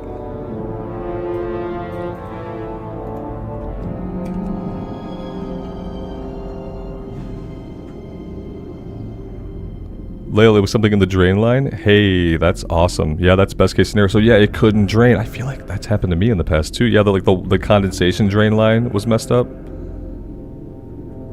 Yeah, hey, that's awesome.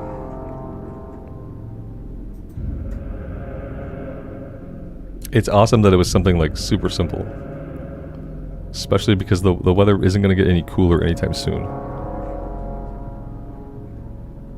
There's a rogue out there getting annoyed by all the 2-handed rare weapons that are dropping for him. Yeah, Viper, you're right, man. That kind of is how it is, isn't it?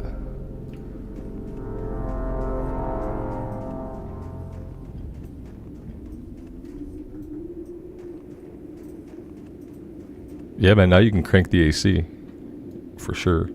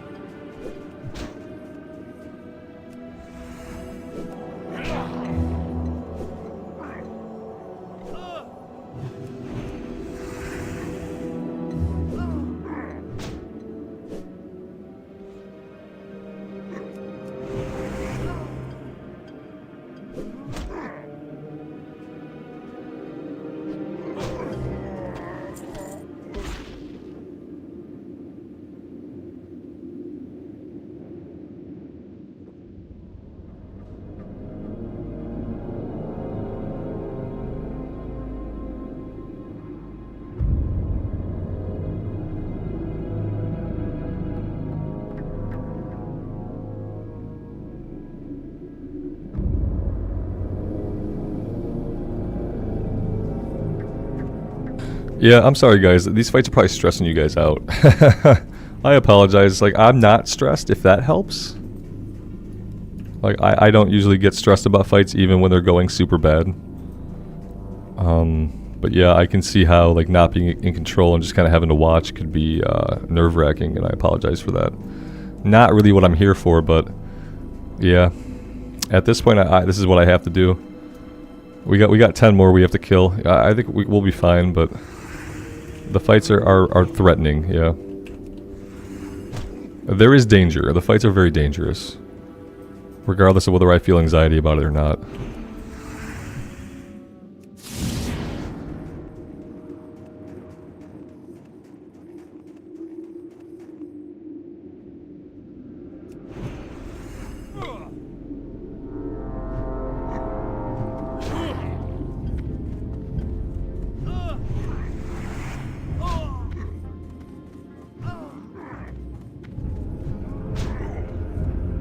Why does it seem like the guy down there is following us? Why is he following us? We've never seen anybody walk that far over here. That's crazy.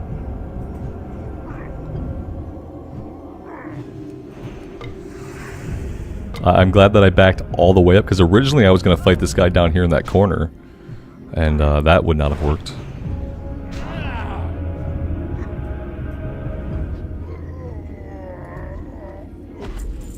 JC, enjoy the nap. Thanks for being here.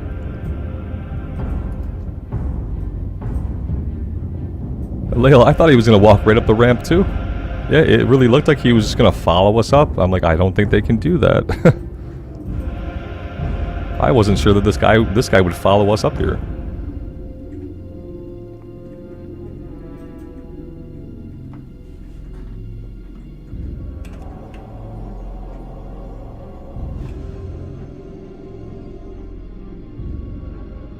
I'm starting to wonder if we're even going to have the moonberry juice needed to finish these guys.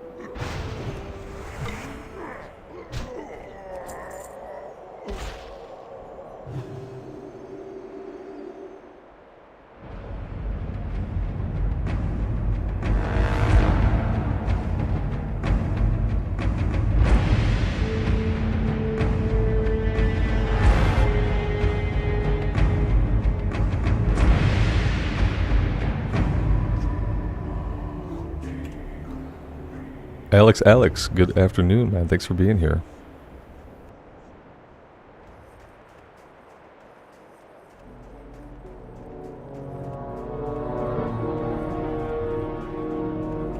Plastic Nerd, there is coffee, but there's also water.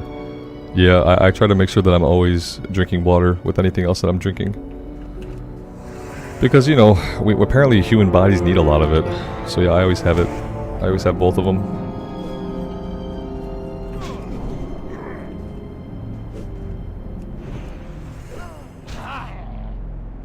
Always gotta hydrate. And coffee does not really hydrate you. And in fact, I'm pretty sure that like coffee can actively dehydrate you. I'm not 100% on that, but I know it's good to have water if you're drinking coffee or anything else.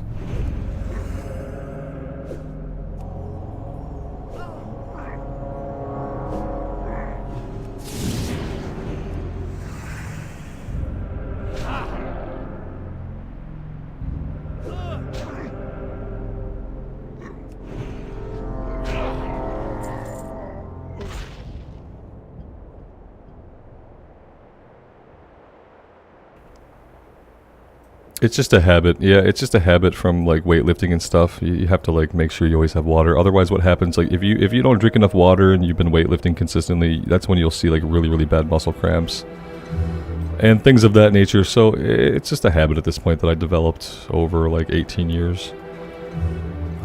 Yeah, after like some bad experiences early on of like not drinking enough water and still trying to do those things. A habit born out of necessity, basically. Coffee is 99% water. Yeah, I don't get it, but like, I'm pretty sure like it can dehydrate you. It's not going to be something you want to drink to hydrate with, basically. You know, it's like at some point, like, yeah, it's you need some water too. Yeah, there's only enforcers up right now, and because they share spawns, we kind of just have to kill some of them, because otherwise we're not going to get any of the other guys up. And that's going to slow us down quite a bit on this one. And I'm starting to kind of feel like maybe we even run out of water before this one's done. We got 36, and we're drinking every fight, so...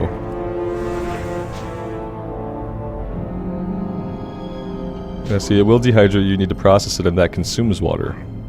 There you go. I believe that. Sounds right. Caffeine has a diuretic effect, which causes dehydration. Yeah, see, I knew that it wasn't good. I knew that you could not rely on coffee to hydrate you, that it does in fact dehydrate you. Just didn't know the science behind why.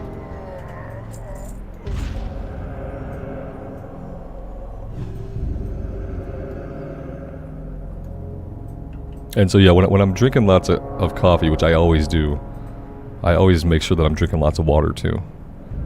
Same as alcohol. Exactly. Same thing there. Always drinking lots of water as well, because it's kind of the same effect. Like it's a liquid that is actively dehydrating you, so you got to balance that with water.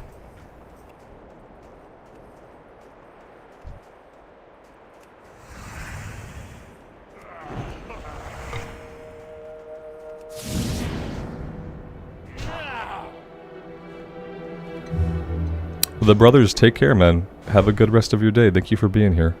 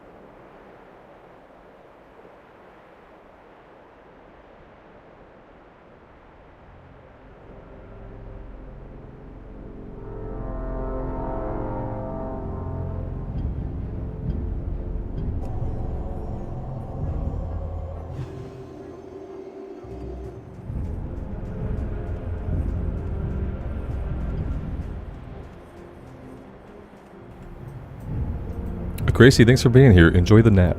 We'll see you next time.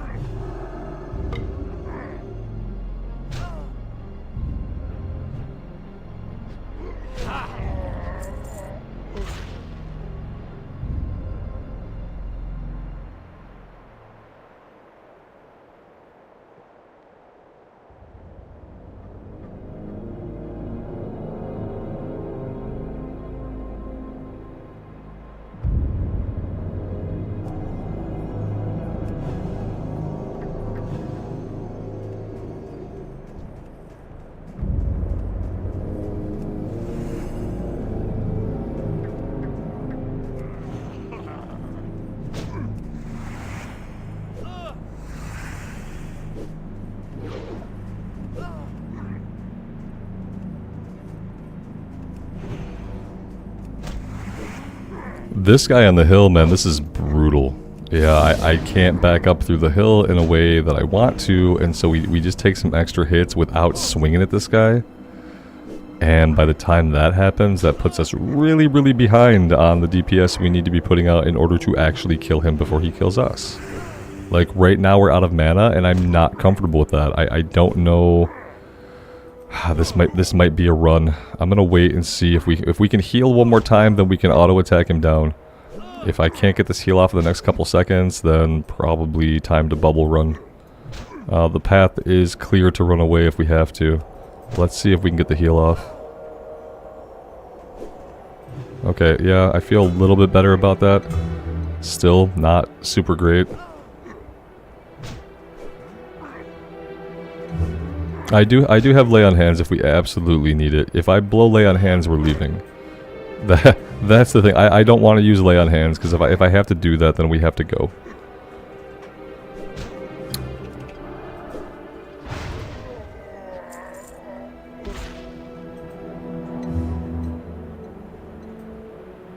Yeah, lay on hands is here. Yeah, like I said, we could use it, but if I have to use that, we have to hearth out of here because I can't use it and then stay. Because once it's gone, it's gone. Because right now we can bubble, and then if that doesn't work, then we could still lay on hands. To be here, I need a bubble up, and I need lay on hands up. If I don't have at least one bubble, and I don't have lay on hands, then we have to go somewhere else.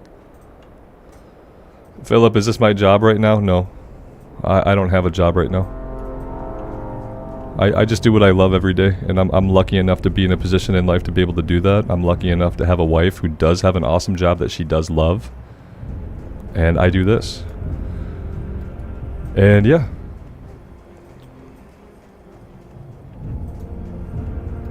That's the short answer.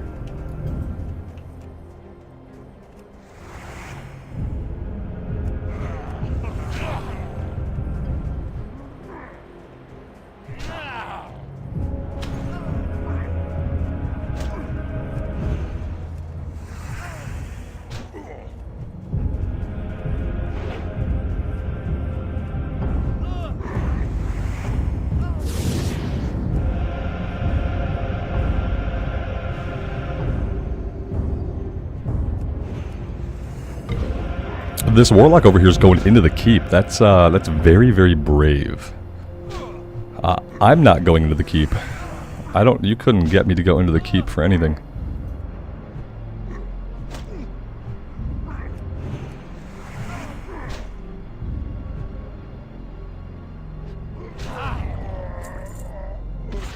Hey, there's the healing potion we needed to feel a little bit safer here. Oh, I have 3 of these. Oh, good. Yeah, I'm glad that we have these out on the bar. What do we got? 585 top end. Yep. There we go, that'll help. He's brave or stupid? It's probably a little bit of column A, a little bit of column B.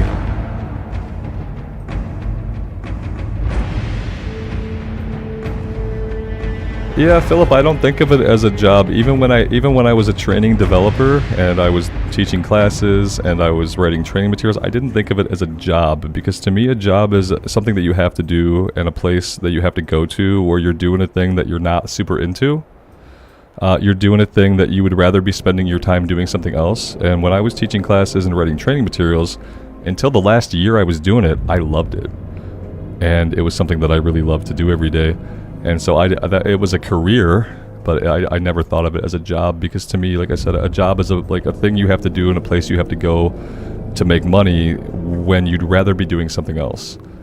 And so, you know, for the longest time I've gotten lucky. I had a career that I loved, that wasn't a job to me, it wasn't a burden to me, and now I get to do this.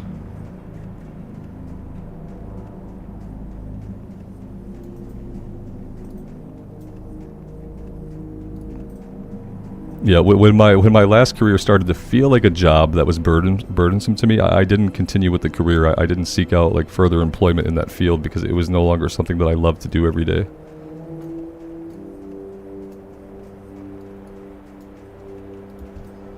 All I see are enforcers. So yeah, we're gonna have to kill some of them. Kind of worried about the buildings. Oh yeah, I should be worried about the buildings because there are named guys in them. What we learned is that we don't want to fight any named ogres. because those ones tend to be a bit more powerful than the others. Floopsy, then you definitely still have a job. A lot of people have jobs, yeah, and that's fine. A lot of times people have a job because they don't have any other opportunities right now, or they have to keep doing what they're doing. A lot of people end up in positions like that. I just got really lucky. I mean, I tried to make good choices too, and I started the channel when I was still working as a training developer. I ran it for 2 years prior to that, prior to leaving that career.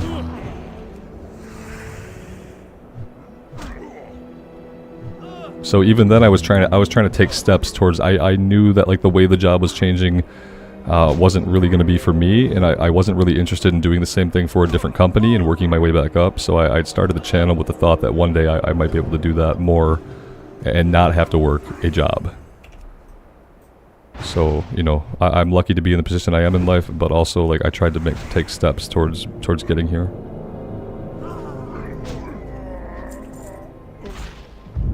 When I first started the channel, I had a really crappy PC, and I had a headset for gaming that I used to record, because that was all I had when I started. And I figured like if I didn't just start with what I had, I would never start. There would always be an excuse or a reason why I wasn't ready to do it yet.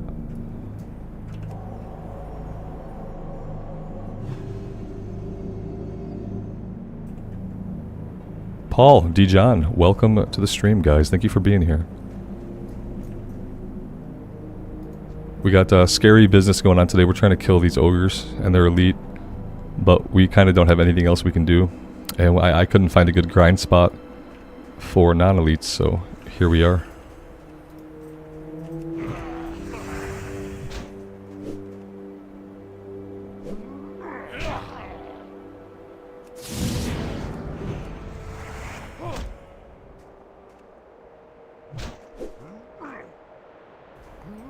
Excuses keep us from growing. Yeah, you know, sometimes there are like limitations. Sometimes you have actual physical limitations on what you can or cannot do.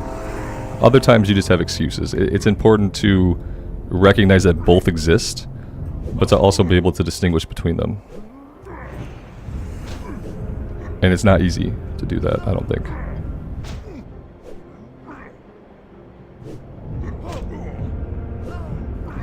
Taxiarchus, a job is not what gives you a sense of self-definition. Doing meaningful work is what gives a person like a definition and like a framework to think that their life has value. And meaningful work, it could be anything, but it should be something that you love.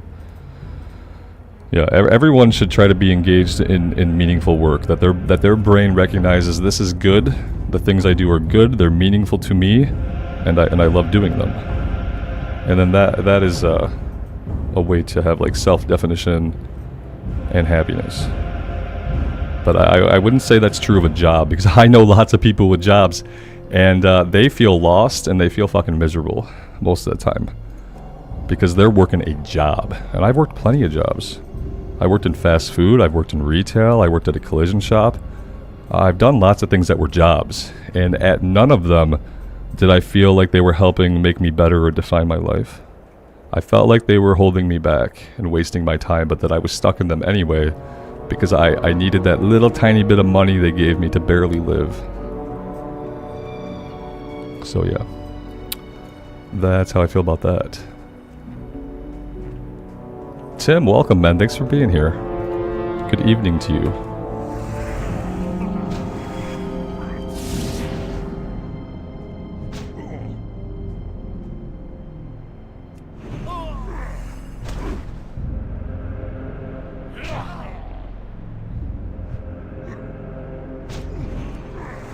Yeah, health insurance doesn't get you anything these days anyway.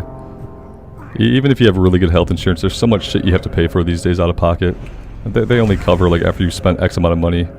Health insurance was better in the 80s. It actually just paid for shit sometimes. It's a fucking scam.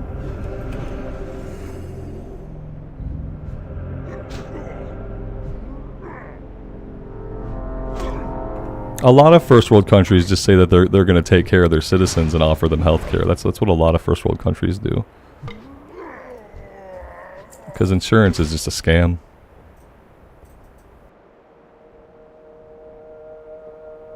70% obesity rate doesn't help us help with health insurance either. Not having free healthcare doesn't help with the 70% fucking obesity rate. So it's like a snake eating its own fat tail. You know, what are you gonna do? Like, yeah, you could probably get healthier if you can go to the doctor, see a dietitian, if you could afford a healthy diet. But since you can't afford any of those things because you're getting reamed on taxes and insurance, like you don't. A lot of people don't have insurance. A lot of people don't have access to affordable, healthy foods. It's, you know, it's a shit show everywhere. It's a shit show everywhere, and unfortunately, the government's role is not really to take care of its citizens. The government's role is to protect the interests of the wealthy people who run the country. That's the government's role. And sometimes citizens get taken care of. We get like fringe benefits of that as like citizens, but that's no longer like the objective of most countries' governments. Yeah, it's expensive for a lot of people. There are people who don't even live near grocery stores that sell healthy food. And, you know, they can't even get to the places that sell it. Yeah. The world's a shit show. All you can do is, you know, try to find a way to be happy. Sarah, have a good evening. We'll see you next time. Thanks for being here.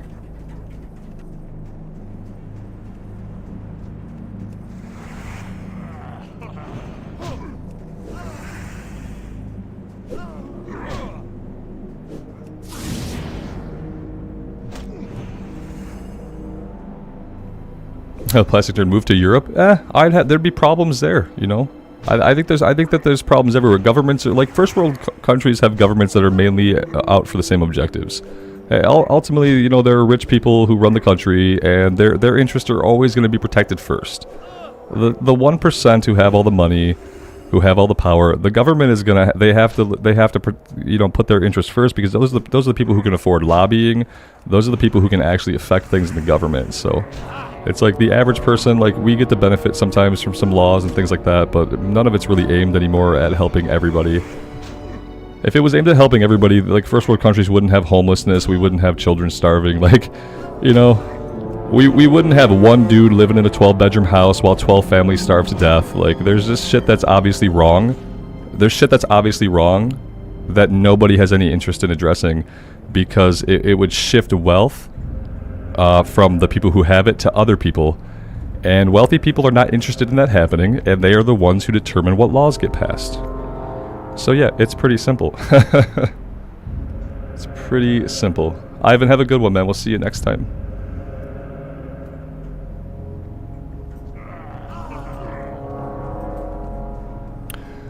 This guy walked up here after us. I didn't think they could walk up there, that they'd come up there after us, and that guy definitely did, so we are bailing in this direction for now.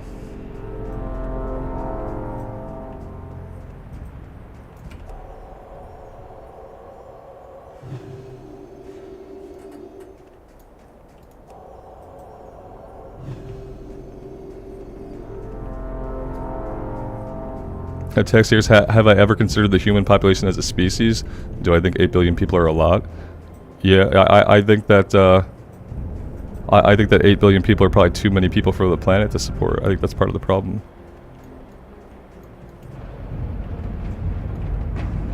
That's all. The second part of what you said, it sounds like a conspiracy theory.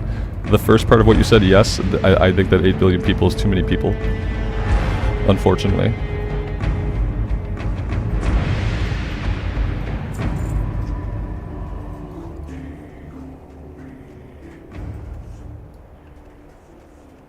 I think there's probably an ideal number of humans that the planet would want to exist on it. Unfortunately, I often worry that the number of humans the Earth wants to exist on it is 0. Because when I think about, like, what humans do, and if I think about what we've been doing since we learned agriculture, if I think about what humans have done on the planet since we learned agriculture, what we've done on the planet is destroy it.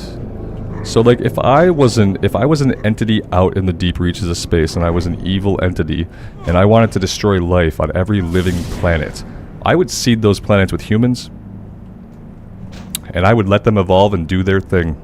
Because I'm timeless. I'm a timeless evil entity, right? I got all this time.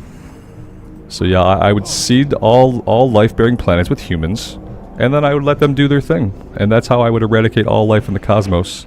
If I were like Cthulhu or some shit. That's what I've thought about the human race. It's not a very high opinion, unfortunately, but I can only deal with what my experience has shown me and what history has taught us. Is that we will destroy shit to make ourselves more comfy. We will do whatever the fuck we want, and the reason we'll do whatever we want is we don't live very long, so we don't really give a shit. We don't live that long, our kids aren't gonna live that long, you know, like, we don't live long enough to care. It's like the biggest biological problem we have. And like what helps with that is when you just have a small population size that can't really affect a whole planet. But we affect the shit out of this planet with everything we do now. And it's like, but we have no long-term thought because we don't live long enough to care. You probably gotta live on the magnitude of 500 or 600 years before you start to care about a planet. You know what I mean? Before you start to care about what your actions are going to do to a planet, you'd have to live a lot longer first. We don't, so we will destroy this ball in space eventually. It's just a matter of time. Yep, species grows too big, species collapses. In this case, we've got too big, and unfortunately, we're going to like collapse the entire ecosystem with us. Because that's how we will go out, is when the ecosystem no longer supports life.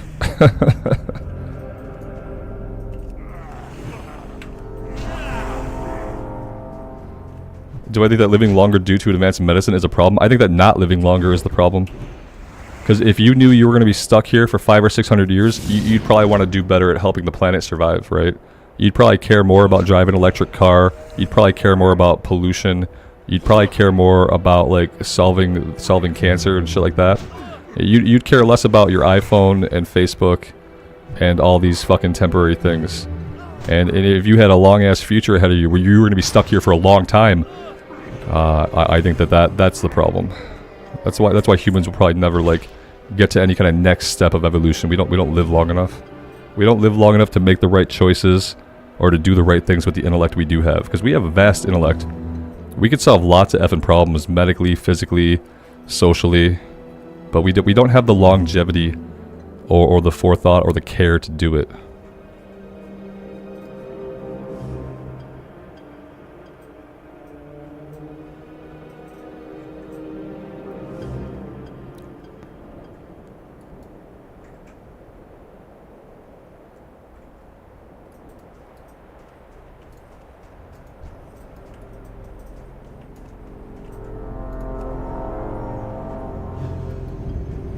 Universe 25 is terrifying. I don't know if I want to watch that experiment then.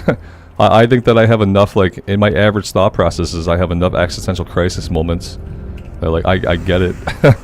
I definitely get it already. And most of my time I spend doing things like what I'm doing right now that, like, usually I just don't have to think about that stuff. Obviously, there's nothing that can be done about it by thinking about it.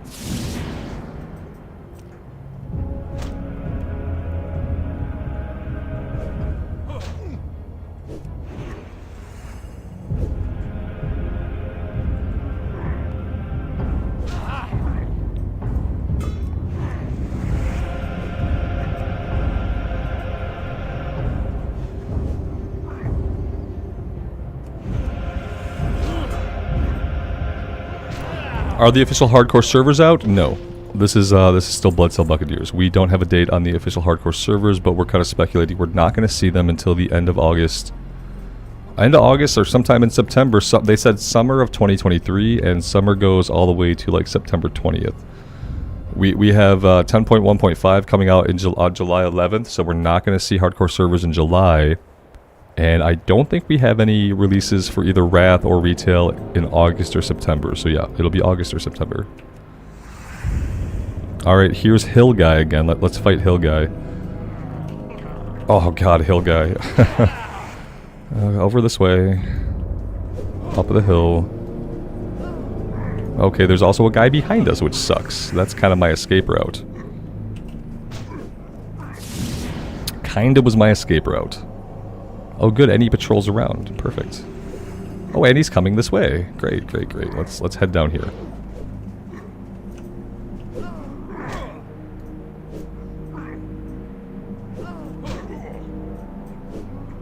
I need to swing more on these guys. I need to judge less, because the judging is just killing our mana. And I obviously need the mana to heal. So yeah, this is not... We're gonna pop a potion here, yeah.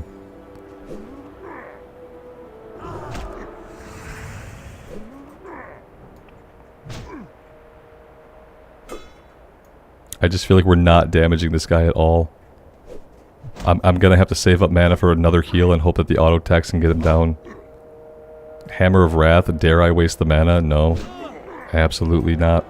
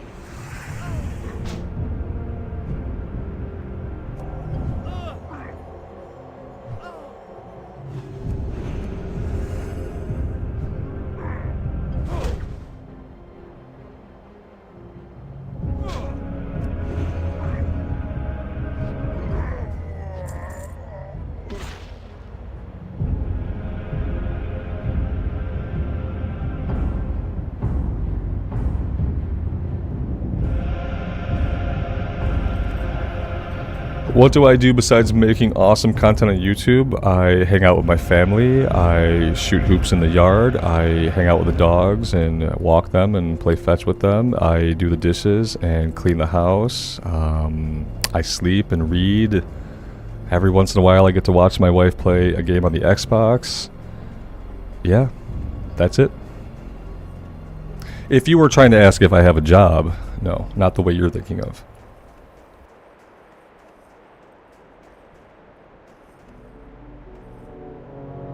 Viper, if you die here, we're putting... I know you guys might be stressed, but I'm not on your Paladin's tombstone.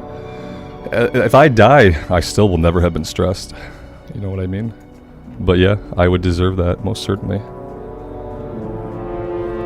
I could do a top 20 frequently asked questions. Yeah, and then just link to that. It's okay, I don't mind answering the questions. I try to find like shorter and shorter ways of answering like the common ones. That are more succinct, you know.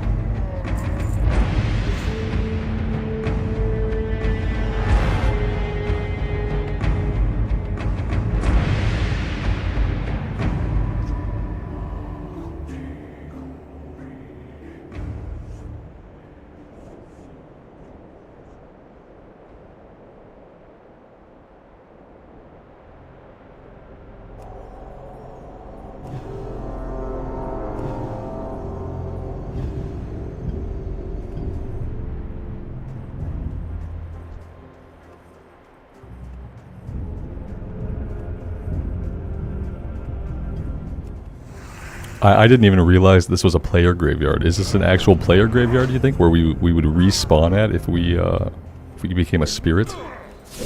Could be. It does look like one. I didn't even really think about it. And we've been fighting here for a while.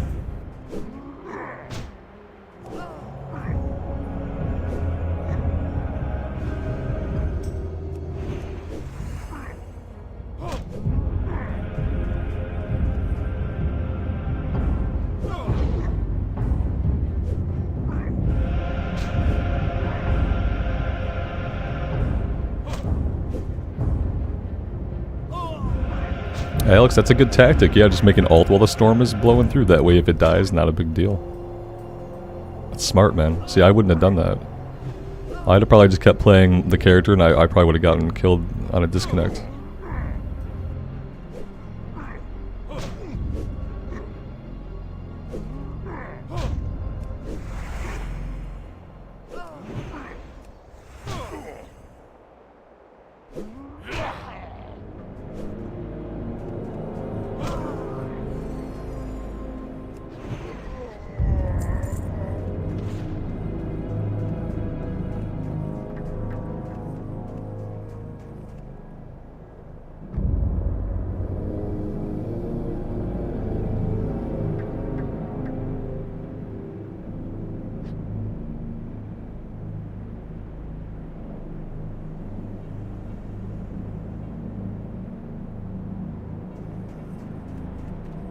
Oh, here comes Ramp Guy. Yeah, this must be Ramp Guy.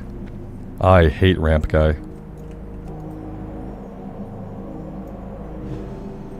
Yeah, we're probably gonna have to kill Ramp Guy.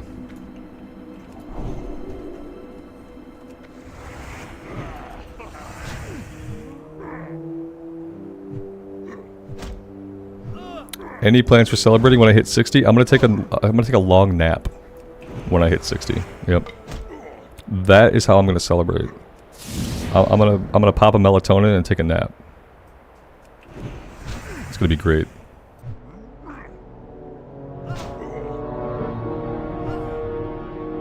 That's how you celebrate when you're about to be 40, by the way.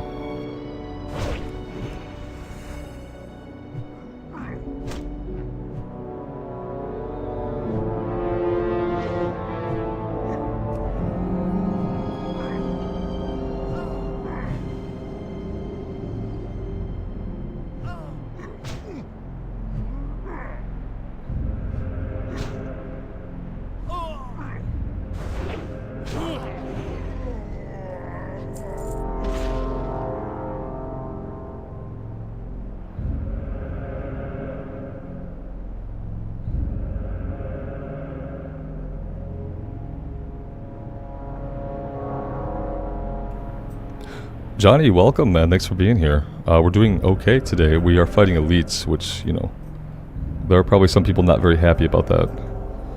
But we've got 13 out of 15, so we're actually going to be finishing this one up soon. I know I shouldn't say that, but I feel like we're going to be fine.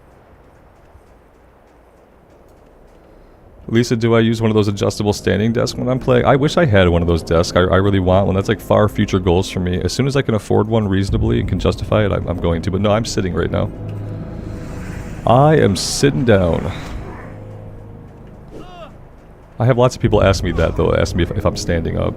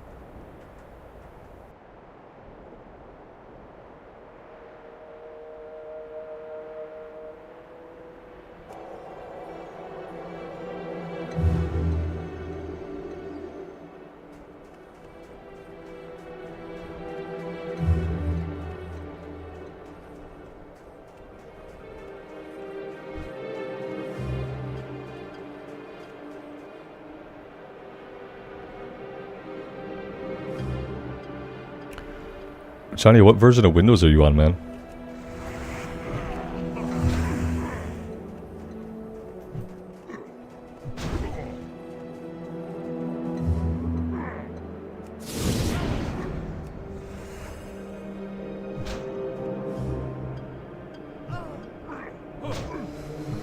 Yeah, I mean, there shouldn't be any problem with Windows 10. It has worked on the laptop, obviously, in the past. If it was like a firewall or something stopping the update, you get a prompt to like run as administrator or something like that, and then it would just install it. I would say like make sure the profile you're using is an administrator profile, but I think if it wasn't, you'd probably already know. Yeah, flashing the whole computer is probably a good idea. Just flashing it, you know, either just reinstalling Windows 10 or maybe moving to Windows 11 on like a fresh install if it's not pulling in updates.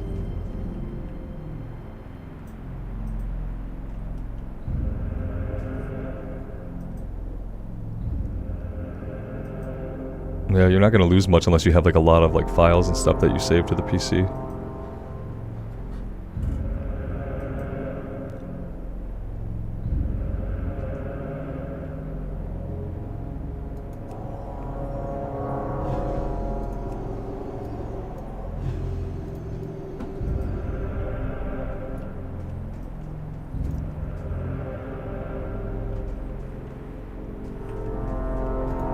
Yeah, if you just do a reset on it and let it like reinstall Windows, you should get all the updates all at once in the reinstall, and everything after that should be fully up to date.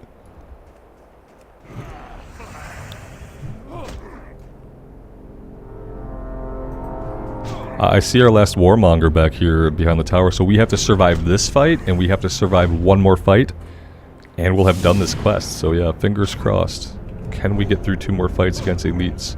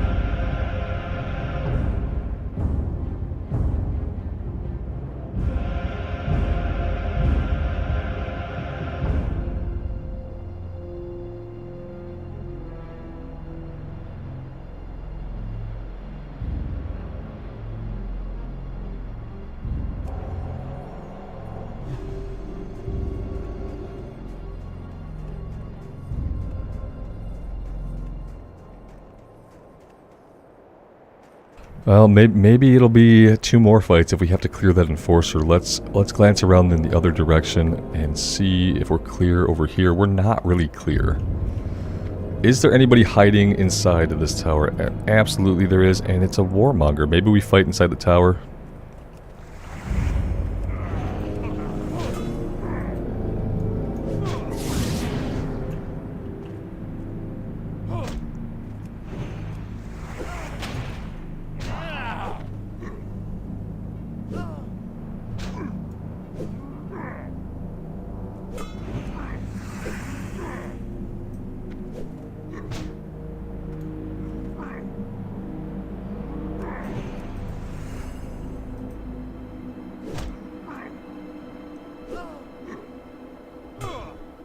Yeah, if you have a PC problem and you bring enough gamers together, like someone's gonna know how to fix it.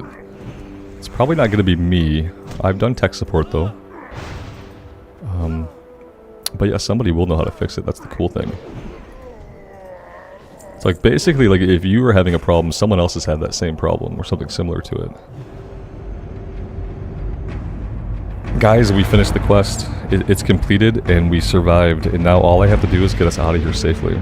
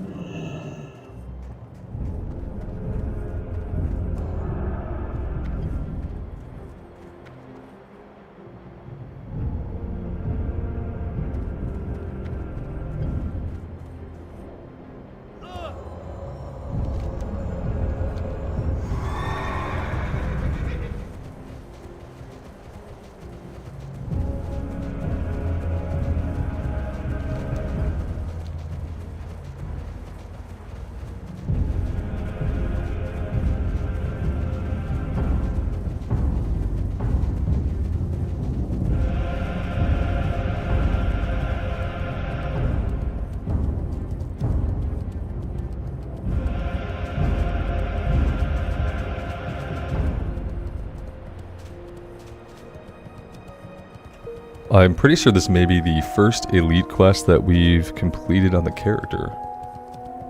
I'm pretty sure. I don't think we did any of the elite animals in Stranglethorn, did we? No, we did the one cat that wasn't an elite.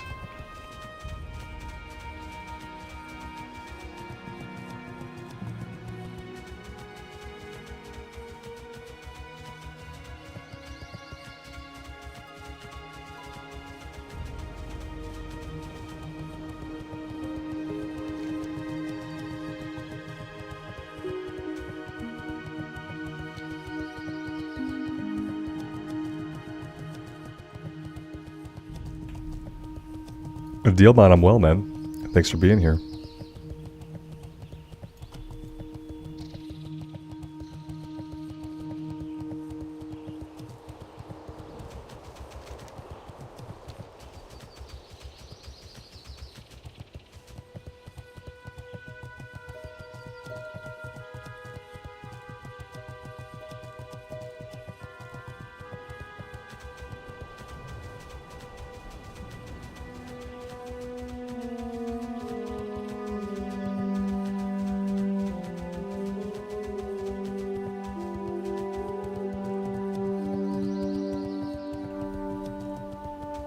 Dealman, thanks for saying so. I appreciate that.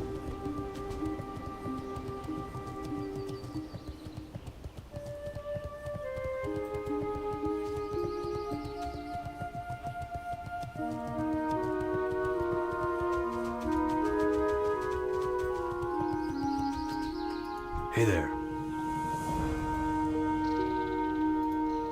See you later.